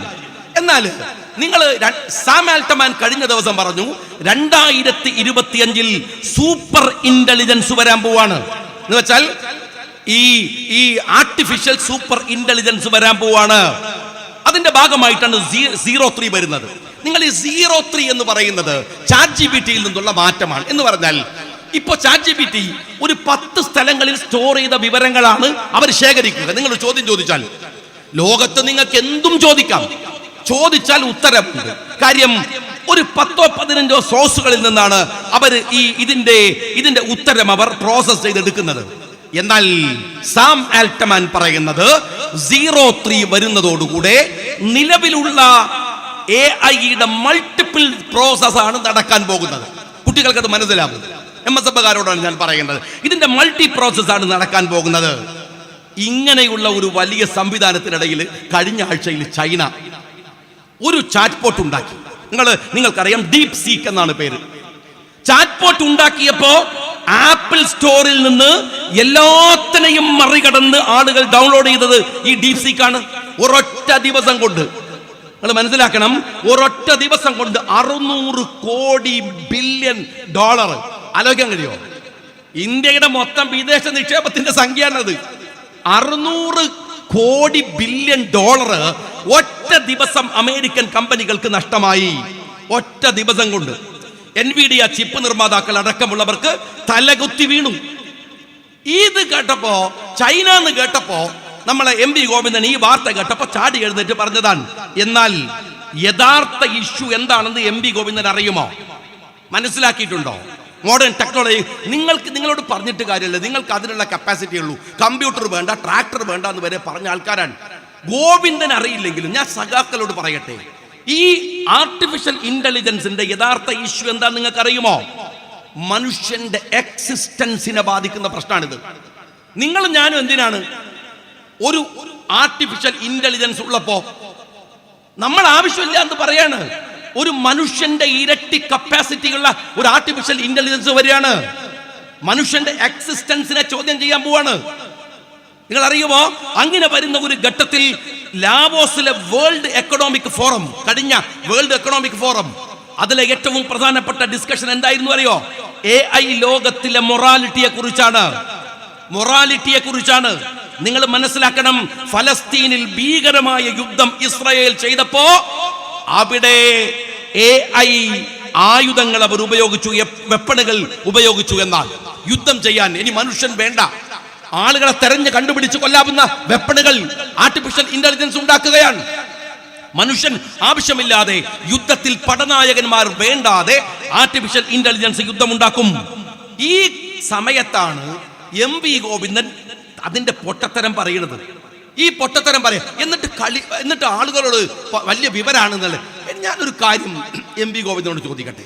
മനുഷ്യന് എല്ലാം അറിഞ്ഞോളണമെന്നില്ല സഖാവേ, പക്ഷേ അവനവൻ എന്തൊക്കെ അറിയാന്നുള്ളൊരു മിനിമം ധാരണ വേണം. അത് ഗോവിന്ദൻ സ്വയത്തമാക്കി വെക്കുന്നത് നല്ലതാണ്. നിങ്ങൾക്ക് ഇപ്പോ നിയമസഭയിൽ കുറുക്കോളി മൊയ്തീൻ ഞങ്ങളുടെ ഒരു സാധാരണക്കാരനായ ഒരു MLA ആണ്, ഒരു സാധു മനുഷ്യനാണ്. MLA-മാരുടെ കൂട്ടത്തിൽ അദ്ദേഹത്തിന് എപ്പോഴും പറയാനുണ്ടാവുക കൃഷിയെക്കുറിച്ച്, പരിസ്ഥിതിയെക്കുറിച്ച്, സാധുക്കളായ ആളുകളുടെ പ്രശ്നങ്ങളെ കുറിച്ചൊക്കെ പറയണ ഒരു സാധു MLA ആണ്. തിരൂരിലെ ഞങ്ങളുടെ MLA ആണ്, ഞങ്ങളുടെ അഭിമാനമാണ്. അദ്ദേഹം നിയമസഭയിൽ എഴുന്നേറ്റിട്ട് പറഞ്ഞു, തിരൂരിൽ നിന്ന് നിലമ്പൂരിലേക്ക് ഒരു ട്രെയിൻ കണക്ടിവിറ്റി. അയാൾ ജനപ്രതിനിധിയല്ലേ, അയാൾക്കൊരാശയം പറഞ്ഞില്ലേ? അത് പറഞ്ഞ ഉടനെ MV ഗോവിന്ദന്റെ പാർട്ടിയുടെ നേതാവ് സഖാവ് പിണറായി വിജയൻ ചാടി എഴുന്നേറ്റിട്ട് അയാൾ പറയുന്ന ഒരു കാര്യം എന്താണ്? ആകെ ആക്ഷേപിക്കുക, എന്താണ് കുറുക്കോളിയെ അങ്ങോട്ട് ആക്ഷേപിക്കുക. എന്തെങ്കിലും ഒരു ധാരണ വേണ്ടേ? എന്തെങ്കിലും പറയുമ്പോൾ ഒരു ആലോചന വേണ്ടേ? ഇതൊന്നും നടക്കാൻ പോണില്ല എന്ന് പറഞ്ഞ് പേപ്പറും വലിച്ചെറിഞ്ഞ് അയാൾ അവിടെ ഇരിക്കുക. ഞാൻ ചോദിക്കട്ടെ, കേരളത്തിന്റെ മുഖ്യമന്ത്രി നിങ്ങൾ എന്തെല്ലാം പൊട്ടത്തരം പറഞ്ഞിട്ടുണ്ട്? കേരളത്തിന്റെ മുഖ്യമന്ത്രി പിണറായി വിജയൻ പറഞ്ഞ പോലെയുള്ള പൊട്ടത്തരം. 1-ാം നിലയിൽ റെയിൽ, 2-ാം നിലയിൽ മെട്രോ, 3-ാം നിലയിൽ വാട്ടർ മെട്രോ. ആരാ പറഞ്ഞത്? സഖാവ് പിണറായി വിജയനല്ലേ? ആ നിലയൊക്കെ അവിടെ പോയി. എവിടെ ഈ നിങ്ങൾ കൊണ്ടുവരുമെന്ന് പറഞ്ഞ വലിയ ആളുകൾ കേൾക്കെ പറഞ്ഞ ഇതെവിടെ? എന്താ പിണറായി വിജയൻ പറഞ്ഞ കേരളയിലെവിടെ? വലിയ വർത്താനല്ലേ പറഞ്ഞത്? എന്താ ഗോവിന്ദൻ പറഞ്ഞത്? താനൂരിന്ന് അപ്പുമായിട്ട് പോയ എറണാകുളത്ത് വിൽക്കാന്നു. എവിടെ പോയി നിങ്ങളുടെ ഈ കേരളയിൽ എന്ന് പറയുന്നത്? സഖാക്കളെ, കമ്പ്യൂട്ടർ വന്ന പെങ്ങൾ എന്താ കാട്ടിക്കൂട്ടിയ നാട്ടുകാർക്ക് അറിഞ്ഞൂടെ? ട്രാക്ടർ വന്ന പെങ്ങൾ എന്താ കാട്ടിക്കൂട്ടിയ നാട്ടുകാർക്ക് അറിഞ്ഞൂടെ? എന്തിന് ഡോക്ടർ മുനീർ സാഹിബിന്റെ എക്സ്പ്രസ് ഹൈവേ വന്നപ്പോ ഇപ്പൊ എന്താ സ്ഥിതി? നിങ്ങൾ കണ്ടില്ലേ? ഈ കാസർഗോഡ് വരണമെങ്കിൽ ട്രെയിൻ അല്ലാതെ ഡിപ്പെൻഡ് ചെയ്യാൻ കഴിയുമോ? ഇത് കുഴിച്ചു മറച്ചിട്ടിരിക്കുകയാണ് നമ്മളെ ഹൈവേക്ക് വേണ്ടി. എന്നാലും നമ്മൾ പറയാണ്, എന്ത് ഹലാക്കായാലും തരക്കടില്ല, ഒന്ന് വന്ന് കിട്ടിയാൽ മതിയായിരുന്നു. ഏത് 3 വരി പാത, 4 വരി മംഗലാപുരത്തിന് അപ്പുറം പോയി നോക്ക്, അവിടെ 3 വരി അല്ല, ഇവിടെ 3 വരി പാത. അതും നമുക്ക് 4 വരി കൊടുക്കാൻ പറ്റിയില്ല. അപ്ലിക്കേഷൻ കൊടുത്ത് അച്യുതാനന്ദൻ നിർബന്ധിച്ച് 3 വരിയിൽ ഡോക്ടർ മുനീർ സാഹിബ് എക്സ്പ്രസ് ഹൈവേയെ കുറിച്ച് പറഞ്ഞപ്പോ 1000 നാവായിരുന്നില്ലേ ഗോവിന്ദ നിനക്ക്, നിന്റെ പിണറായി വിജയന്? അന്നെന്തേ കളിയാക്കിയത്? അത് കഴിഞ്ഞപ്പോ നിങ്ങൾ ഈ കൊണ്ടുവന്ന എക്സ്പ്രസ് ഹൈവേ ഇപ്പൊ കൊണ്ടുവരാൻ നിങ്ങളല്ല, കേന്ദ്ര ഗവൺമെന്റ് കൊണ്ടുവരുന്ന ഹൈവേ അല്ലേ? ആ ഹൈവേ നടക്കുന്നിടത്ത് എത്ര കൺസ്ട്രക്ഷൻ ഉണ്ടായി എന്ന് നിങ്ങൾക്കറിയോ? ആയിരക്കണക്കിന് വലിയ കോൺട്രാക്ടർമാരായ ആളുകൾ വേദിയിലുണ്ട്, നേതാക്കന്മാരായ ആളുകൾ അടക്കം. നിങ്ങൾക്ക് ഇവിടെ ഒരുപാട് കോൺട്രാക്ടർമാരുണ്ടാവും. നിങ്ങൾക്കറിയാലോ, അന്ന് മുനീർ വിഭാവന ചെയ്ത റോഡുകളിൽ എത്ര കൺസ്ട്രക്ഷൻ നടന്നു, എത്ര ബിൽഡിങ്ങുകൾ, അതൊക്കെ പൊളിച്ചു മാറ്റേണ്ടി വന്നില്ലേ? നിങ്ങൾക്ക് ദീർഘവീക്ഷണം ഉണ്ടോ? നിങ്ങൾ ഏറ്റവും ലളിതമായ ഒരു കാര്യം കുറുക്കോളി മൊയ്തീൻ പറയുമ്പോ അയാളെ കളിയാക്കാൻ വേണ്ടി നിങ്ങൾ എടുക്കുന്ന ഈ ഒരു എഫേർട്ട് ഉണ്ടല്ലോ, ആ എഫേർട്ട് നിങ്ങൾ ആലോചിച്ച് നോക്ക്. മൊയ്തീൻ പറഞ്ഞതിൽ എന്ത് പൊട്ടത്തരാണുള്ളത്? നിങ്ങൾക്കിപ്പത് പൊട്ടത്തരം തോന്നും, കാരണം നിങ്ങൾ ഭൂലോക പൊട്ടന്മാരാണ്. അതുകൊണ്ട് നിങ്ങൾക്കത് തോന്നും, നിങ്ങളുടെ മന്ത്രിക്ക് തോന്നും. ഞാൻ ചോദിക്കട്ടെ, 952 മദിരാശി മന്ത്രിസഭയിൽ KM സിദി സാഹിബ് ഒരു കാര്യം പറയാണ്. എന്താ പറയുന്നത്? ഞങ്ങള് KM സിദി സാഹിബ് പറഞ്ഞു, മദിരാശി മന്ത്രിസഭയിൽ പറയാൻ, മലബാറിൽ നിന്ന് പ്രവാസികൾ, ലോകം മുഴുവൻ പോകുന്ന പ്രവാസികൾ മലബാറിലുണ്ട്, മലബാറിൽ ഒരു വിമാനത്താവളം വേണം. അന്ന് പക്ഷേ പിണറായി വിജയൻ നാട് ഇല്ലാത്തതുകൊണ്ട് ആരും കളിയാക്കിയില്ല, അത് സീരിയസ് ആയിട്ട് കൊടുത്തു. ഒന്നും ചെയ്യാനൊന്നും പറ്റിയില്ല. ഈ പൊട്ടൻ കമ്മ്യൂണിസ്റ്റുകളായിരുന്നെങ്കിൽ എന്തെല്ലാം പറയുമായിരുന്നു. അവസാനം മലബാറിൽ വന്നത് ഒരു വിമാനത്താവള, 2 അന്താരാഷ്ട്ര വിമാനത്താവളം കണ്ണൂരിൽ വന്നു, പിന്നെ ഇല്ലേ? അന്ന് അത് 952 പറയുന്നത് സീതി സാഹിബാണ്. അത് കാലത്തിനും അപ്പുറം പോകാൻ കഴിയണം. ഇനി മറ്റൊന്ന് ഞാൻ ചോദിക്കട്ടെ മുഖ്യമന്ത്രിയോട്. ഈ കുറുക്കോളി മൊയ്തീൻ സാഹിബ് വന്ന് സംസാരിച്ചത് നിങ്ങളെ പാർട്ടി ആഫീസിലും കുടുംബത്തിലൊന്നും അല്ലല്ലോ, കേരള നിയമസഭയിലല്ലോ. കേരള നിയമസഭ നിങ്ങൾക്ക് അച്ചാരം കിട്ടിയ തറവാട്ട് സ്വത്തൊന്നുമല്ലല്ലോ. ഈ രാജ്യത്തിലെ പൊതു സ്വത്തിന്റെ ഭാഗമല്ലേ, ഈ രാജ്യ നിയമത്തിന്റെ ഭാഗമല്ലേ. അവിടെ അയാൾക്ക് അത് ചോദിക്കാൻ അവകാശമുണ്ട്, പ്രിവിലേജ് ഉണ്ട്. നിയമസഭയിൽ ഒരു പ്രിവിലേജ് കമ്മിറ്റി ഉണ്ട്. ബഹുമാനായ CT അഹമ്മദ് സാഹിബിന്റെ ഇരിക്കുമ്പോഴാണ് ഞാൻ പറയുന്നത്, ഒരു പ്രിവിലേജ് കമ്മിറ്റി ഉണ്ട്. എന്തിനാണെന്നറിയോ? ഓരോ MLA-ക്കും ഏത് കൊമ്പത്തെ രാജാവ് അപ്പുറത്തിരുന്നാലും ചോദിക്കാവുന്ന ചില അവകാശങ്ങളുണ്ട്. മുഖ്യമന്ത്രിയാണെങ്കിലേ അതിന്റെ അഹങ്കാരം പാർട്ടി ഓഫീസിൽ വെച്ചാൽ മതി. നിയമസഭയിലാണെങ്കിൽ മറുപടി പറയണം. അത് അങ്ങയുടെ ഉത്തരവാദിത്താണ്. മക്കളെയും കുട്ടികളെയും കെട്ടിപ്പിടിച്ച് പോട്ടുന്ന ആ ക്ലിഫ് ഹൗസ് ഉണ്ടല്ലോ, കുടുംബത്തൊത്തല്ല, ഈ രാജ്യത്തെ ജനങ്ങളുടെ നികുതി പണത്തിന്റെ ഭാഗമായിട്ട് ആസ്വദിക്കുന്നതാണ്. മറുപടി പറയാൻ ബാധ്യതയുണ്ട് മുഖ്യമന്ത്രിക്ക്. എന്നിട്ട് കളിയാക്കി വിടുക, പരിഹസിച്ച് വിടുക, അതാണ് ഒരു മുഖ്യമന്ത്രി ചെയ്യേണ്ടത്. അങ്ങനെ ഇനി ഞാൻ ചോദിക്കുന്നത്, രാജ്യം മുഴുവൻ പാർട്ടി സമ്മേളനം നടക്കുന്നുണ്ട്. ഞാൻ സഖാക്കളോട് ചോദിക്കട്ടെ, നിങ്ങൾ ഈ രാജ്യത്തിലെ ജനങ്ങൾക്ക് വേണ്ടി 8 കൊല്ലം ഭരിച്ചതിന്റെ ഒരു ക്ലാരിഫിക്കേഷൻ, ഒരു നോട്ട് പറ ആ സമ്മേളനങ്ങളിൽ കൊടുക്ക്. 8 കൊല്ലം കൊണ്ട് ഞങ്ങൾ ഇന്ന കാര്യങ്ങൾ ചെയ്തു. ആർക്കൊക്കെ? ഇവിടുത്തെ സർവീസിലിരിക്കുന്ന ആളുകൾക്ക്, ഉദ്യോഗസ്ഥന്മാർക്ക്, കർഷകർക്ക്, തൊഴിലാളികൾക്ക്, ചെറുപ്പക്കാർക്ക്, വ്യവസായികൾക്ക്. പറയൂ നിങ്ങൾ എന്തൊക്കെയാണ് 8 കൊല്ലക്കാലം കൊണ്ട് നിങ്ങൾ ജനങ്ങൾക്ക് വേണ്ടി ചെയ്തത് എന്ന് പറയാം. രാജ്യത്ത് നിത്യോപയോഗ സാധനങ്ങളുടെ വില ചരിത്രത്തിലില്ലാത്ത വിധം കയറിയിട്ടുണ്ട്. കറണ്ട് വില കേരളം കണ്ടതിന്റെ ഇരട്ടിയിലേക്ക് നിങ്ങൾ വർദ്ധിപ്പിച്ചിട്ടുണ്ട്.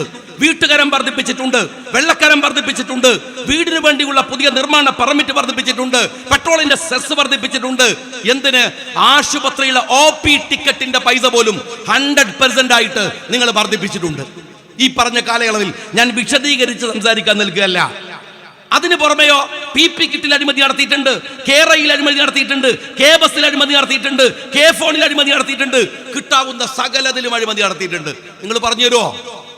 വേറെ ഒന്ന്, ആലിബാബയും 41 കള്ളന്മാരും പോയ മാതിരി മുഖ്യമന്ത്രിയും കുറെ 20 കള്ളന്മാരും കൂടെ ഒരു ബസ്സിൽ യാത്ര ചെയ്തിരുന്നു, ഈ കാസർഗോഡും വന്നിരുന്നു. അതിനെ കുറിച്ച് നിങ്ങൾക്ക് എന്തെങ്കിലും പറയാനുണ്ടോ? ഈ പാർട്ടി സമ്മേളനത്തിൽ എന്തെങ്കിലും പറയാനുണ്ടോ? അതും ചെറിയ ബസ്സൊന്നല്ലല്ലോ, ലിഫ്റ്റൊക്കെ ഉള്ള ബസ്സല്ലേ. അപ്പൊ അതിനെക്കുറിച്ച് എന്തെങ്കിലും ഒരു 2 വാക്ക് നിങ്ങളുടെ പാർട്ടി സമ്മേളനത്തിൽ ജനങ്ങളോടൊന്ന് വിശദീകരിച്ചുകൂടെ? ഇതൊന്നും വിശദീകരിക്കാനില്ല. പിന്നെന്താ പണിയറിയ ഞങ്ങള്? K. മോഹനെ പോലെ, വിജയരാഘവനെ പോലെ, പിണറായി വിജയനെ പോലെ, AK ബാലനെ പോലെയുള്ളവർ പച്ചവർഗീയത പ്രസംഗിക്കുക. എല്ലാ പാർട്ടി സമ്മേളനങ്ങൾ കഴിയുമ്പോഴും അതിഭീകരമായ വർഗീയത പ്രസംഗിക്കുക. ഇപ്പൊ കോഴിക്കോട് ജില്ലാ സമ്മേളനം, പിണറായി വിജയന്റെ പ്രസംഗം, മലപ്പുറം ജില്ലാ സമ്മേളനം, വയനാട് ജില്ലാ സമ്മേളനം, എല്ലാത്തിലും പിണറായിന്റെ പ്രസംഗം കാര്യങ്ങള്. അദ്ദേഹത്തിന്റെ വലിയ ആശങ്കയും വലിയ പ്രസംഗവും, ജമാഅത്തെ ഇസ്ലാമിയുമായി കൂട്ടുകൂടരുത്, SDPI-യുമായി ആരോട്? ഞങ്ങളോടോ? സഖാവ് പിണറായി വിജയൻ. പക്ഷെ ഇത് പറയുമ്പോൾ നിങ്ങൾ പരിഹസിക്കുന്നു. കാര്യം എന്താ അറിയോ?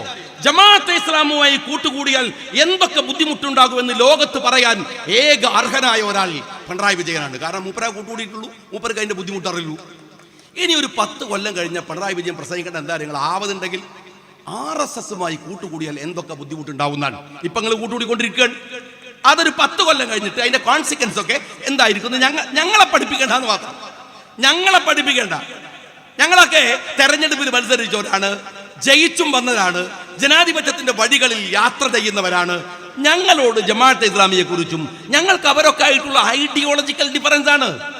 അത് അവർക്കും അറിയാം. 2 പാർട്ടിയല്ലേ, 2 സംഘടനയല്ലേ, 2 ആശയമല്ലേ, 2 നിലപാടല്ലേ. അവർ ഞങ്ങൾ തമ്മിൽ എന്തെല്ലാം വ്യത്യാസങ്ങളുണ്ട്. ഞങ്ങൾ അത് 1000 വട്ടം നിങ്ങളോട് പറഞ്ഞതാണ്.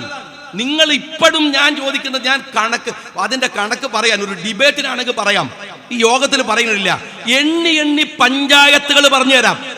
നിങ്ങൾ ഭരിക്കണേ അറിയോ? നിങ്ങൾ ഇപ്പോഴും ഭരിക്കുന്ന ജമാഅത്തെ ഇസ്ലാമിയുടെ കൂടെ ഭരിക്കുന്ന, വെൽഫെയർ പാർട്ടിയുടെ കൂടെ ഭരിക്കുന്ന, SDPI-യുടെ പിന്തുണയുള്ള പഞ്ചായത്തുകൾ ഞങ്ങൾ പറഞ്ഞു തരാലോ. അപ്പൊ നിങ്ങൾ ഒരു കാര്യം ഉറപ്പാണ്, നിങ്ങൾ തന്നെയാണ് അതിന്റെ കോൺസിക്വൻസ് പറയേണ്ടത്, അതിന്റെ അപകടം പറയേണ്ടത്. പക്ഷെ എന്റെ ചോദ്യം, നിങ്ങൾ ഇങ്ങനെ ഈ വർഗീയത എന്താ വിജയരാഘവൻ പറഞ്ഞത്? വിജയരാഘവൻ പറഞ്ഞൊരു തമാശകൾ കേട്ടിരുന്നോ? വയനാട്ടിലെ മുസ്ലിം തീവ്രവാദികൾ രാഹുൽ ഗാന്ധിക്ക് വോട്ട് ചെയ്തു. അപ്പൊ വയനാട്ടിലെ മുസ്ലിങ്ങൾ രാഹുൽ ഗാന്ധിക്കും പ്രിയങ്ക ഗാന്ധിക്കും വോട്ട് ചെയ്തത് ഭയങ്കര വർഗീയതയാണ്. എന്നാ ഗോവിന്ദ ഞാൻ താങ്കളോട് ഒരു മിനിമം കോമൺസ്, നിങ്ങൾക്കത് ഇല്ല എന്ന് അറിഞ്ഞാലും ജനങ്ങളുടെ ഒരു ബോധ്യത്തിന് വേണ്ടി ഞാൻ പറയട്ടെ. ഞാൻ ചോദിക്കുന്നത്, പാലയിൽ ജനങ്ങൾ വോട്ട് ചെയ്യുന്നത് ആർക്കാ? തൃശ്ശൂരിലെ ജനങ്ങൾ വോട്ട് ചെയ്തത് ആർക്കാ? എനിക്കിത് ഇഷ്ടണ്ടായിട്ട് ചോദിക്കല്ല. നേമത്തെ വോട്ടർമാർ വോട്ട് ചെയ്തത് ആർക്കാ? അവരൊക്കെ വോട്ട് ചെയ്ത് പാലയിലെ സമുദായം, പാലയിലെ അതേ സമുദായത്തിൽപ്പെട്ടവന്. അത് വർഗീയതല്ല. തൃശ്ശൂരിലെ വോട്ടർമാർ അവിടുത്തെ അതേ സമുദായത്തിൽപ്പെട്ടവർക്ക് വോട്ട്, അത് കുഴപ്പമില്ല. നേമത്തെ വോട്ടർമാർ ആ സമുദായം അതേ സമുദായത്തിൽപ്പെട്ടവർക്ക് വോട്ട്, കുഴപ്പമില്ല. പിന്നീടോ ഹിന്ദുവായ രാഹുൽ ഗാന്ധിക്ക് മുസ്ലിമായ വയനാട്ടുകാർ വോട്ട് ചെയ്താൽ എങ്ങനെയാണോ അത് വർഗീയതാവുക?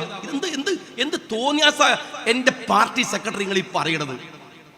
അത് സ്വന്തം സമുദായത്തിലെ ആളുകൾക്ക് വോട്ട് ചെയ്യുന്നത് കുഴപ്പമില്ല, അത്രേ ചെയ്യുന്നത് കുഴപ്പമില്ല, ഞങ്ങൾക്ക് അഭിപ്രായമില്ല. പക്ഷേ വയനാട്ടിലെ മുസ്ലിങ്ങള് നല്ല ഹിന്ദുവായ രാഹുലിനും പ്രിയങ്കക്കും വോട്ട് ചെയ്താൽ അത് വർഗീയത എന്ന് കണ്ടുപിടിക്കുന്ന ഇയാളെ ഏത് കുതിരവട്ടത്ത് കൊണ്ടുപോയിട്ടാണ് ചികിത്സിക്കേണ്ടത് എന്ന് നിങ്ങൾക്കറിയോ? ഞാൻ ചോദിക്കുകയാണ്, എന്ത് രാഷ്ട്രീയമാണോ നിങ്ങൾ ഈ പറയണത്? എന്ത് രാഷ്ട്രീയമാണ്? പച്ചക്ക് വർഗീയത പറയാ, പച്ചക്ക് വർഗീയത പറഞ്ഞിട്ട് ആളുകളെ അത്തരത്തിൽ കുടുക്കാൻ. ഓർത്ത് നോക്ക്, അഭിപ്രായ വ്യത്യാസം വേറെയാണ്. ഒരു രാഷ്ട്രീയ പാർട്ടിയോ അല്ലെങ്കിൽ ഒരു സമുദായമോ ഒരു വിഭാഗമോ അഭിമുഖീകരിക്കുന്ന അടിസ്ഥാന പ്രശ്നങ്ങൾക്ക് നിങ്ങൾ ഉത്തരം പറയേണ്ട ബാധ്യതയില്ലേ ഭരണകൂടത്തിന്? ആ ബാധ്യതയില്ല. ഇപ്പൊ കോൺഗ്രസ് മുസ്ലിം ലീഗും തമ്മിൽ നിങ്ങൾ CPM-നോട് ഞാൻ പറയുന്നത്, നിങ്ങൾ മുസ്ലിങ്ങളെ സഹായിക്കണ്ട, ഉപദ്രവിക്കാതെങ്കിലും ഇരുന്നൂടെ നിങ്ങൾക്ക്. ഇപ്പൊ കോൺഗ്രസും മുസ്ലിം ലീഗും തമ്മിൽ വലിയ കുഴപ്പമുണ്ടായി. പണ്ഡിറ്റ് ജവഹർലാൽ നെഹ്റു സാധാരണ കോൺഗ്രസിന്റെ എക്കാലത്തെയും സമുന്നതനായ നേതാവ്, ലീഗിനെ എതിർത്തു. ലീഗ് ചത്ത കുതിര, അതിനേക്കാൾ വലിയ ചീത്തുണ്ടോ? നെഹ്റുവിനെ പോലത്തെ ഒരു മഹാമനുഷ്യന് പറയാവുന്നതിന്റെ മാക്സിമം ചീത്ത അതല്ലേ? വേറൊന്നും പറയാൻ പറ്റില്ലല്ലോ, അത് ഗോവിന്ദനൊന്നല്ലല്ലോ. അപ്പൊ അതുകൊണ്ട് നെഹ്റു പറഞ്ഞു ലീഗ് ചത്ത കുതിരയാണ്. മറുപടി പറഞ്ഞ ആരാണ്? അതിനേക്കാൾ നല്ല മുത്താണ് CH മുഹമ്മദ് കോയ സാഹിബ് പറഞ്ഞു, ഏയ് പണ്ഡിറ്റ്ജി ഉറങ്ങിക്കിടക്കുന്ന സിംഹമാണ്. അല്ലേ? ഞങ്ങൾ തമ്മിൽ തർക്കം. ആ തർക്കത്തിനിടയിൽ ഇന്ത്യയുടെ പാർലമെന്റിൽ ഒരു ബില്ല് വരികയാണ്, മുസ്ലിങ്ങളുടെ വിവാഹ നിയമവുമായി ബന്ധപ്പെട്ട ബില്ല്. എല്ലാവരും എഴുന്നേറ്റിട്ട് മുസ്ലിങ്ങളടക്കം മുസ്ലിം MP-മാർ യെസ് യെസ് എന്ന് പറഞ്ഞിട്ട് ഇങ്ങനെ ബില്ല് പാസ്സാക്കിക്കൊണ്ടിരിക്കുമ്പോ സ്ഥൂലഗാത്രനായ തൊപ്പി വെച്ചൊരു മനുഷ്യൻ എഴുന്നേറ്റ് നോ എന്നൊരു വിളിയാണ്. പണ്ഡിറ്റ് ജവഹർലാൽ നെഹ്റു മാത്രമല്ല, പാർലമെന്റ് മുഴുവൻ പോക്കറിന്റെ മുഖത്തേക്ക് നോക്കി. അത് പോക്കർ സാഹിബാണെന്ന് നെഹ്റുവിനറിയാം, ലീഗിന്റെ നേതാവാണെന്നറിയാം, MP ആണെന്നറിയാം. പക്ഷെ നെഹ്റു, അതാണ് നെഹ്റു. മനസ്സിലായോ കമ്മ്യൂണിസ്റ്റുകാരാ? നെഹ്റു എഴുന്നേറ്റിട്ട് പറയാണ്, പോക്കറിന്റെ ശബ്ദം ഈ പാർലമെന്റിൽ ഒറ്റപ്പെട്ടതാണ്, പക്ഷേ അത് ഇന്ത്യയുടെ മുസ്ലിങ്ങളുടെ ശബ്ദമാണ്. അതിന് ജനാധിപത്യം എന്ന് പറയും കമ്മ്യൂണിസ്റ്റുകാരാ, മര്യാദ എന്ന് പറയും. അത് നിനക്കൊന്നും അറിയില്ല, ഈ പേരട്ട കമ്മ്യൂണിസ്റ്റുകൾക്ക്. അതിനൊക്കെ ഒരു മൗലികത വേണം, രാഷ്ട്രീയത്തിലെ സത്യസന്ധത വേണം. അറിയോ നിങ്ങൾ? ശരീഅത്തിന്റെ വിഷയം എന്നല്ല, ഉപദ്രവിക്കാതിരുന്നൂടെ കമ്മ്യൂണിസ്റ്റുകാരങ്ങൾക്ക്? ഉപദ്രവിച്ചു, നിങ്ങൾ മിണ്ടാതിരിക്കാം, അനുകൂലിക്കണ്ട. ഈ ആരിഫ് മുഹമ്മദ് ഖാൻ എന്ന് പറയുന്ന പഴയ കേരളത്തിന്റെ ഗവർണർ കേരളം കണ്ടത് ഗവർണറായി വന്നപ്പോഴല്ല. EM ശങ്കരൻ നമ്പൂതിരിപ്പാട് പൂവിട്ട് പൂജിച്ച് കോഴിക്കോട് മുതലക്കുളം മൈതാനിയിൽ കൊണ്ടുവന്നിട്ടാണ്. എന്തിന്? കോൺഗ്രസിനെ തള്ളിയിട്ട് അദ്ദേഹം ശരീഅത്തിനെ എതിർത്തതിന് നിങ്ങൾ സ്വീകരിച്ചു. EMS ഖുർആനെ കളിയാക്കി, സമുദായത്തെ കളിയാക്കി. ഇല്ലേ? നിങ്ങൾ സഹായിക്കണ്ട. ആ ശരീഅത്തിനെ പണ്ഡിറ്റ് ജവഹർലാൽ നെഹ്റു ഞങ്ങളുമായി അഭിപ്രായ വ്യത്യാസം വെച്ചു പുലർത്തുമ്പോഴും എടുത്ത നിലപാട് നിങ്ങൾ എടുത്തില്ല. നിങ്ങൾ ഞങ്ങളെ കളിയാക്കി. സംവരണം, ആ സംവരണമല്ലേ കേരളത്തിലെ ഈ സമുദായത്തിന് എഴുന്നു നിൽക്കാൻ കഴിഞ്ഞ ഒരു പോരാട്ടം. ആ സംവരണത്തെ നിങ്ങൾ എതിർത്തു, EMS എതിർത്തു. നിങ്ങൾ മുസ്ലിം വിദ്യാർത്ഥികൾക്ക്, ഇവിടുത്തെ ഈഴവന്മാർക്ക്, പിന്നോക്ക വർഗത്തിന് സ്കോളർഷിപ്പ് കൊടുക്കുമ്പോ നിങ്ങൾ എതിർത്തു. വിദ്യാഭ്യാസ പുരോഗതിയെ നിങ്ങൾ എതിർത്തു. ഞങ്ങളെ മക്കൾ കഷ്ടപ്പെട്ട് ഞങ്ങൾ സ്കൂൾ ഉണ്ടാക്കി പഠിപ്പിച്ച് അവർ ജയിച്ചു വന്നപ്പോ അവർ കോപ്പി അടിച്ചു ജയിച്ചതാണ് എന്ന് നിങ്ങൾ പരിഹസിച്ചു. ഇല്ലേ? എപ്പോഴാണോ നിങ്ങൾ ഒരു കമ്മ്യൂണിറ്റിയുടെ പുരോഗമനത്തിന്റെ കൂടെ? എന്തിന്? പ്രവാസ ജീവിതം കഴിഞ്ഞ് കഷ്ടപ്പെട്ട് ആടുന്ന എന്തെല്ലാം ബുദ്ധിമുട്ടുകൾ നയിച്ചിട്ട് കുറച്ച് അധ്വാനിച്ച് നാട്ടിൽ വന്നിട്ട് ഒരു വീട് വെക്കുമ്പോ, ഒരു കാറ് വാങ്ങുമ്പോ, അവൻ ഈ നാട്ടിലെ ഈ സംവരണ ആനുകൂല്യമൊന്നും പറ്റിയിട്ടില്ല, അവൻ വിദേശത്ത് പോയിട്ട് കഷ്ടപ്പെട്ടവനാണ് എന്ന് വരുമ്പോ മറ്റുള്ളവരെ കൊണ്ട് ഓൻക്കെതിരെ വെറുപ്പുണ്ടാക്കുക. അതല്ലേ നിങ്ങൾ നാദാപുരത്ത് ചെയ്തത്? അതല്ലേ നിങ്ങൾ തലശ്ശേരി ചെയ്തത്? അതല്ലേ നിങ്ങൾ തളിപ്പറമ്പിൽ ചെയ്തത്? അതല്ലേ കാസർഗോഡ് ചെയ്യാൻ ശ്രമിച്ചത്? വെറുപ്പുണ്ടാക്കുക, എന്നിട്ട് കലാപം ഉണ്ടാക്കുക. എന്നാ കലാപം ഉണ്ടാക്കിയാൽ കലാപല്ലേ നടക്കേണ്ടത്? കൊള്ള നടക്കുക. ഞാൻ പലപ്പോഴും പറഞ്ഞിട്ടുണ്ട്, തളിപ്പറമ്പിൽ കലാപം നടന്ന വീട്ടിൽ ഞാൻ പോയി നോക്കിയപ്പോൾ ക്ലോസറ്റ് സ്പാനർ വെച്ച് അഴിച്ചെടുത്തുകൊണ്ട് പോയിരിക്കുന്നു. ഇവിടെ ദേഷ്യം വന്നാൽ ക്ലോസറ്റ് പൊട്ടിക്കല്ലേ വേണ്ടത്? സ്പാനർ എടുത്ത് അയച്ചിട്ട് ഉപയോഗിച്ച ക്ലോസറ്റ് തലയിലേറ്റി കൊണ്ടാലാണോ സഖാവെ ചെയ്യല്? അതാണ് ആ പണി. കൊള്ളടിച്ചിട്ടില്ലേ നിങ്ങൾ? ഭീകരമായ കൊള്ളകൾ. നിങ്ങൾ എപ്പോഴാണ് തലശ്ശേരി കലാപം നിങ്ങൾ പരിശോധിക്കുക. ഞാൻ പല തവണ ഈ വിഷയത്തെ പറയണമെന്ന് കരുതി കഴിഞ്ഞ ആഴ്ചയിൽ കൃത്യമായിട്ടത് പറഞ്ഞു. പലപ്പോഴും ഞാൻ വിചാരിച്ചതാണ്. കാരണം എന്താ വെച്ചാൽ ഇവരിങ്ങനെ ഇതൊക്കെ തോന്നിയാസം ചെയ്യുക, എന്നിട്ട് മനുഷ്യന്മാരെന്തെങ്കിലും മറന്നു തുടങ്ങുമ്പോൾ കുറെ എണ്ണം കയറിയിട്ട് നുണ പറയാ. എന്നിട്ട് പറയാണ്, മുസ്ലിങ്ങളെ തലശ്ശേരിയിൽ RSSകാർ നിങ്ങളെ ആക്രമിച്ചു കൊണ്ടിരുന്നപ്പോൾ ഞങ്ങളല്ലേ രക്ഷിച്ചത്. അതെപ്പോ? അതേതാ സംഭവം? ഞാൻ കമ്മ്യൂണിസ്റ്റുകാരോട് ചോദിക്കുകയാണ്, എപ്പോൾ നിങ്ങൾ രക്ഷിച്ചത്, എപ്പോൾ നിങ്ങൾ സഹായിച്ചത്? അതും തലശ്ശേരിയിൽ. എടോ കമ്മ്യൂണിസ്റ്റുകാരെ, നിങ്ങളല്ലേ അവിടെ കൊള്ള നടത്തിയത്, നിങ്ങളല്ലേ കലാപം ഉണ്ടാക്കിയത്. എന്നിട്ട് പറയാൻ സഖാബ് കുഞ്ഞിരാമൻ എന്ന് പറയരുത്, ഷഹീദ് കുഞ്ഞിരാമൻ എന്ന് പറയണം. മുസ്ലിങ്ങൾക്ക് വേണ്ടി ഷഹീദായത് കള്ള് ഷാപ്പിന്ന് മരിച്ചതാണ്. അറിയാം, ഞങ്ങൾ വേറൊരുത്തൻ കുത്തിക്കൊന്നതാണ് കള്ള് ഷാപ്പിന്ന്. എടോ കള്ള് ഷാപ്പിൽ ഒരുത്തൻ ഷഹീദാൻ പോകും. അതും കലാപം 31 കഴിഞ്ഞു. ഈ ചങ്ങായി മരിക്കുന്നത് ജനുവരി 3 അതെങ്ങനെ ആവുക? അതെങ്ങനെ നടക്കുക? എന്നിട്ട് ഞാനിത് പറഞ്ഞിട്ട് ആരും പ്രതികരിക്കണില്ല. സാധാരണ എന്തെങ്കിലും ഒന്ന് പറഞ്ഞാൽ പാർട്ടി സെക്രട്ടറി വലിയ വർത്താനം പറയണം, കേസ് കൊടുക്കുന്നൊക്കെ പറയണം. മെനഞ്ഞാന്ന് പി ജയരാജന് വേറെ ഒരു മുഖ്യധാരാ ചാനലൊന്നല്ല, വേറൊരു ചാനലിൽ കയറിയിട്ട് പി ജയരാജന്റെ വർത്താനാണ്.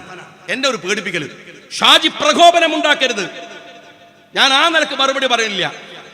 എന്റെ പി ജയരാജ, ആ ജാതി ഗുണ്ടായിസം കയ്യിലുണ്ടെങ്കിൽ അത് മനസ്സിൽ വെച്ചാൽ മതി. നീ ആ നിലക്കെന്നെ പറയും, ആ നിലക്കെന്നെ പറയും. പി ജയരാജന്റെ മുമ്പിൽ 10 കൊല്ലം അഴീക്കോട് വന്ന് MLA ആയിട്ട് ജയിക്കുകയും അവിടെ നിൽക്കുകയും ഇപ്പോഴും ആയുസോടെ അവിടെ ജീവിക്കുകയും ചെയ്യുന്നുണ്ട്. ഷുക്കൂർ കേസിൽ ജയരാജ, നിങ്ങൾ സെൻട്രൽ ജയിലിന്റെ ഒരു വാഗ്ദാനമാണ്. അവിടെ നിങ്ങൾ കൂടുതലായിട്ട് പറയില്ല. അവിടെ നിങ്ങൾ വരും, ഒരു സംശയം വിചാരിക്കണ്ട. അവിടെ പോണം. നിങ്ങൾ കേസിലെ പ്രതിയാണ്, മനസ്സിലായിരുന്നോ? ജയരാജന് കേസിലെ പ്രതിയാണ്, വിടുതൽ ഹർജി സ്വീകരിച്ചിട്ടില്ല. അതുകൊണ്ട് ജയരാജന് എന്നിട്ട് ഒരു പ്രശ്നം ഉണ്ടാക്കിയിട്ട് പറയാണ്, UK കുഞ്ഞിരാമൻ അയാൾ എന്താണ് ഒറ്റ കാര്യമാണ് പി ജയരാജ ഷാജി ചോദിച്ചത്. എന്താ അറിയോ? തലശ്ശേരി കലാപത്തിൽ രജിസ്റ്റർ ചെയ്ത ഏതെങ്കിലും ഒരു FIR കുഞ്ഞിരാമന്റെ കൊലപാതകം ഉണ്ടോ? കുഞ്ഞിരാമന്റെ കൊലപാതകം തലശ്ശേരി കലാപം കഴിഞ്ഞ് മാസങ്ങൾ കഴിഞ്ഞു വന്ന വിധേയത്തിൽ കമ്മീഷനിൽ ഒരു വരിയുണ്ടോ? അതല്ലാത്തത് അവിടുത്തെ ലോക്കൽ പോലീസ് സ്റ്റേഷനിൽ അവിടെ അങ്ങനെ ഒരു കലാപം നടന്നിട്ട് കുഞ്ഞിരാമൻ മരിച്ച. എന്നിട്ട് ഇയാൾ ഇന്നലെ പറഞ്ഞ തമാശയാണ്, പത്രത്തിലെ വാർത്ത ഷാജി കണ്ടിട്ടില്ലേ? ഷാജി എവിടുന്ന് കാണാൻ? ഞാനന്ന് ജനിച്ചിട്ടുണ്ടോ? ഞാൻ ചോദിക്കണത്, ഞാൻ പത്രത്തിലെ വാർത്തനെ കുറിച്ച് കണ്ടിട്ടുണ്ട് പി ജയരാജൻ. എന്നിട്ട് അയാൾ ഇങ്ങനെ ഡിസ്പ്ലേ ചെയ്യാൻ സ്പീഡിൽ.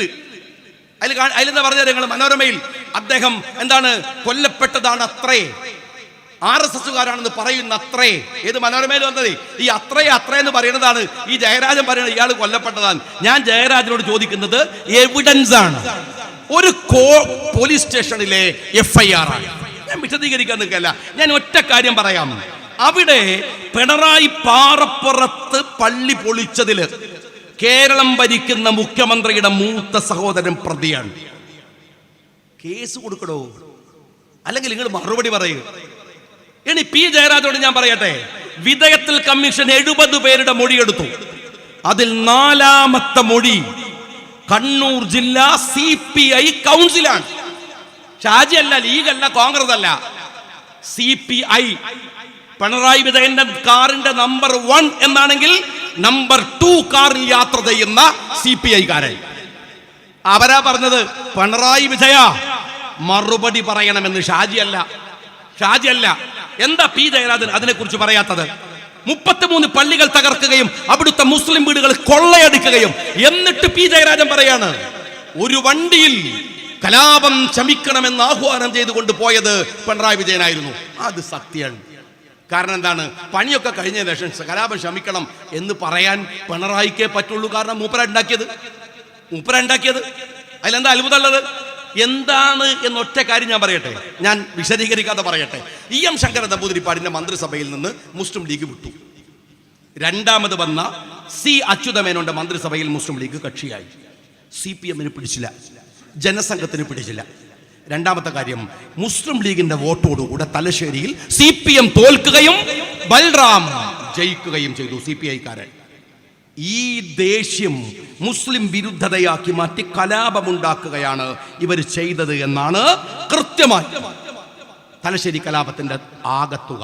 നിങ്ങളൊരു സംവാദത്തിന് വരുന്നെങ്കിൽ ഞാൻ CPM-കാരോട് പറയുന്നു, P. ജയരാജനോട് ഞാൻ പറയുന്നു, ഈ കലാപവുമായി ബന്ധപ്പെട്ടൊരു സംവാദത്തിന് P. ജയരാജനോ ആ പാർട്ടിക്കകത്തുള്ളവരോ ഒരുക്കുണ്ടെങ്കിൽ ഞങ്ങൾ വരാം. ഞങ്ങൾ CPI-യുടെ അടക്കം കൊണ്ടുവന്ന് നോട്ടീസ് കൊണ്ടുവരാം. ഈ പത്രത്തിന്റെ തുണ്ട് കൊടുത്തിട്ടല്ലേ ഇയാൾ വരുന്നത്? കലാപം നടത്തുക, എന്നിട്ട് ആളുകളെ കൊല്ലുകയും തള്ളുകയും ചെയ്യുക, പള്ളി പൊളിക്കുക, എന്നിട്ട് അവരുടെ സംരക്ഷകർ അത് പറഞ്ഞു വന്നാൽ നിങ്ങൾ പറയുന്നത് കേൾക്കാനും ഞങ്ങൾ അങ്ങനെ പഞ്ചപുച്ഛം മടക്കി നിൽക്കുമെന്ന് P. വിജയരാജൻ വിചാരിക്കരുത്, പിണറായി വിജയൻ വിചാരിക്കരുത്. നിങ്ങൾ ചെയ്ത അതിക്രമങ്ങൾ എണ്ണി എണ്ണി രാജ്യത്തെ ജനങ്ങളോട് പറയാൻ ഞങ്ങൾക്ക് കഴിയും. അത് ഞങ്ങൾ പറയുകയും ചെയ്യും. അത് പറയാൻ ഞങ്ങൾക്ക് ബാധ്യതയുണ്ട്. അതുകൊണ്ട് ഞാൻ പറഞ്ഞു വന്നത്, അടിസ്ഥാനപരമായി CPM രാജ്യത്തിലെ ജനങ്ങൾക്കുമേൽ ചെയ്തുകൊണ്ടിരിക്കുന്ന അപകടകരമായ രാഷ്ട്രീയത്തെ തിരിച്ചറിയാൻ ഒരുപാട് കണ്ണൂർ നിങ്ങൾ മനസ്സിലാക്കേണ്ടത് ഇതൊരു പൊളിറ്റിക്കൽ ഓർഗനൈസേഷൻ പോലും അല്ല. ബോംബെയിലും മംഗലാപുരത്തൊക്കെ കുറച്ചൊക്കെ കേൾക്കുന്ന ഈ ഗുണ്ടാ സംഘങ്ങളുണ്ടല്ലോ, അങ്ങനെ ഒരു സംഘാണ്. കൊല്ലാൻ ആളെ വിടുക, എന്നിട്ട് കൊന്നോനെ പിന്നെയും കൊല്ലുക. നിങ്ങൾ തലശ്ശേരിയിൽ കണ്ടില്ല, ഞാൻ എത്ര തവണ പറഞ്ഞതാണ്, ഫസൽ കൊലപാതകത്തിലെ പ്രതികളെ നിങ്ങൾ കൊന്നു. പ്രതികളെ നിങ്ങൾ മനസ്സിലാക്കണം. പ്രതികൾ എന്ന് പറഞ്ഞാൽ ആരാണ്? CPM പറഞ്ഞു വിട്ടോര്. അവസാനം യൂസഫ് എന്ന് പറയുന്ന സലീമിന്റെ വാപ്പ വന്നിട്ട് പറഞ്ഞു, ഇതാ ഈ ഉണ്ടാക്കിയ സലീം, സഖാവ് സലീം രക്തസാക്ഷി മണ്ഡപം, അവന്റെ ചോരയില അവനെ കൊന്നത് CPM. മൂന്നാണ് ഷുക്കൂർ കൊലപാതകത്തിൽ കക്ഷിയായ പ്രതിയുടെ ഭാര്യ തൂങ്ങി മരിച്ച നിലയിൽ, മൻസൂറിനെ കൊന്ന കൊലപാതകി വളയത്ത് പോയി തൂങ്ങി മരിച്ച നിലയിൽ. ഇതൊന്നും സ്വാഭാവിക മരണമല്ല, കൊല്ലുകയാണ് ചെയ്യുന്നത് CPM ആണ്. TP ചന്ദ്രശേഖരൻ വധക്കേസിലെ കുഞ്ഞനന്ദനെ അദ്ദേഹത്തിന്റെ മരണത്തിൽ ദുരൂഹതയുണ്ട് എന്ന് ഞാൻ പറഞ്ഞപ്പോ പാർട്ടി സെക്രട്ടറി 4 കാല് ചാടിയല്ലോ, കേസ് കൊടുക്കുന്നു പറഞ്ഞിട്ട്. എന്തേ കൊടുത്തില്ല? ഇപ്പോഴും കൊടുക്കണില്ലല്ലോ. ഷാജി അതെന്നെ ആവർത്തിച്ചുകൊണ്ടിരിക്കുകയാണല്ലോ. എന്താണ് ചെയ്യാത്തത്?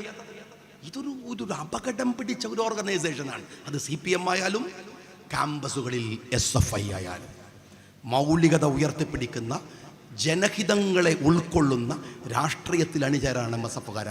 നിങ്ങൾ ശ്രമിക്കേണ്ടത്. അഭിവാദ്യങ്ങൾ നേർന്നുകൊണ്ട് നിർത്തുന്നു. ജയന്ത്.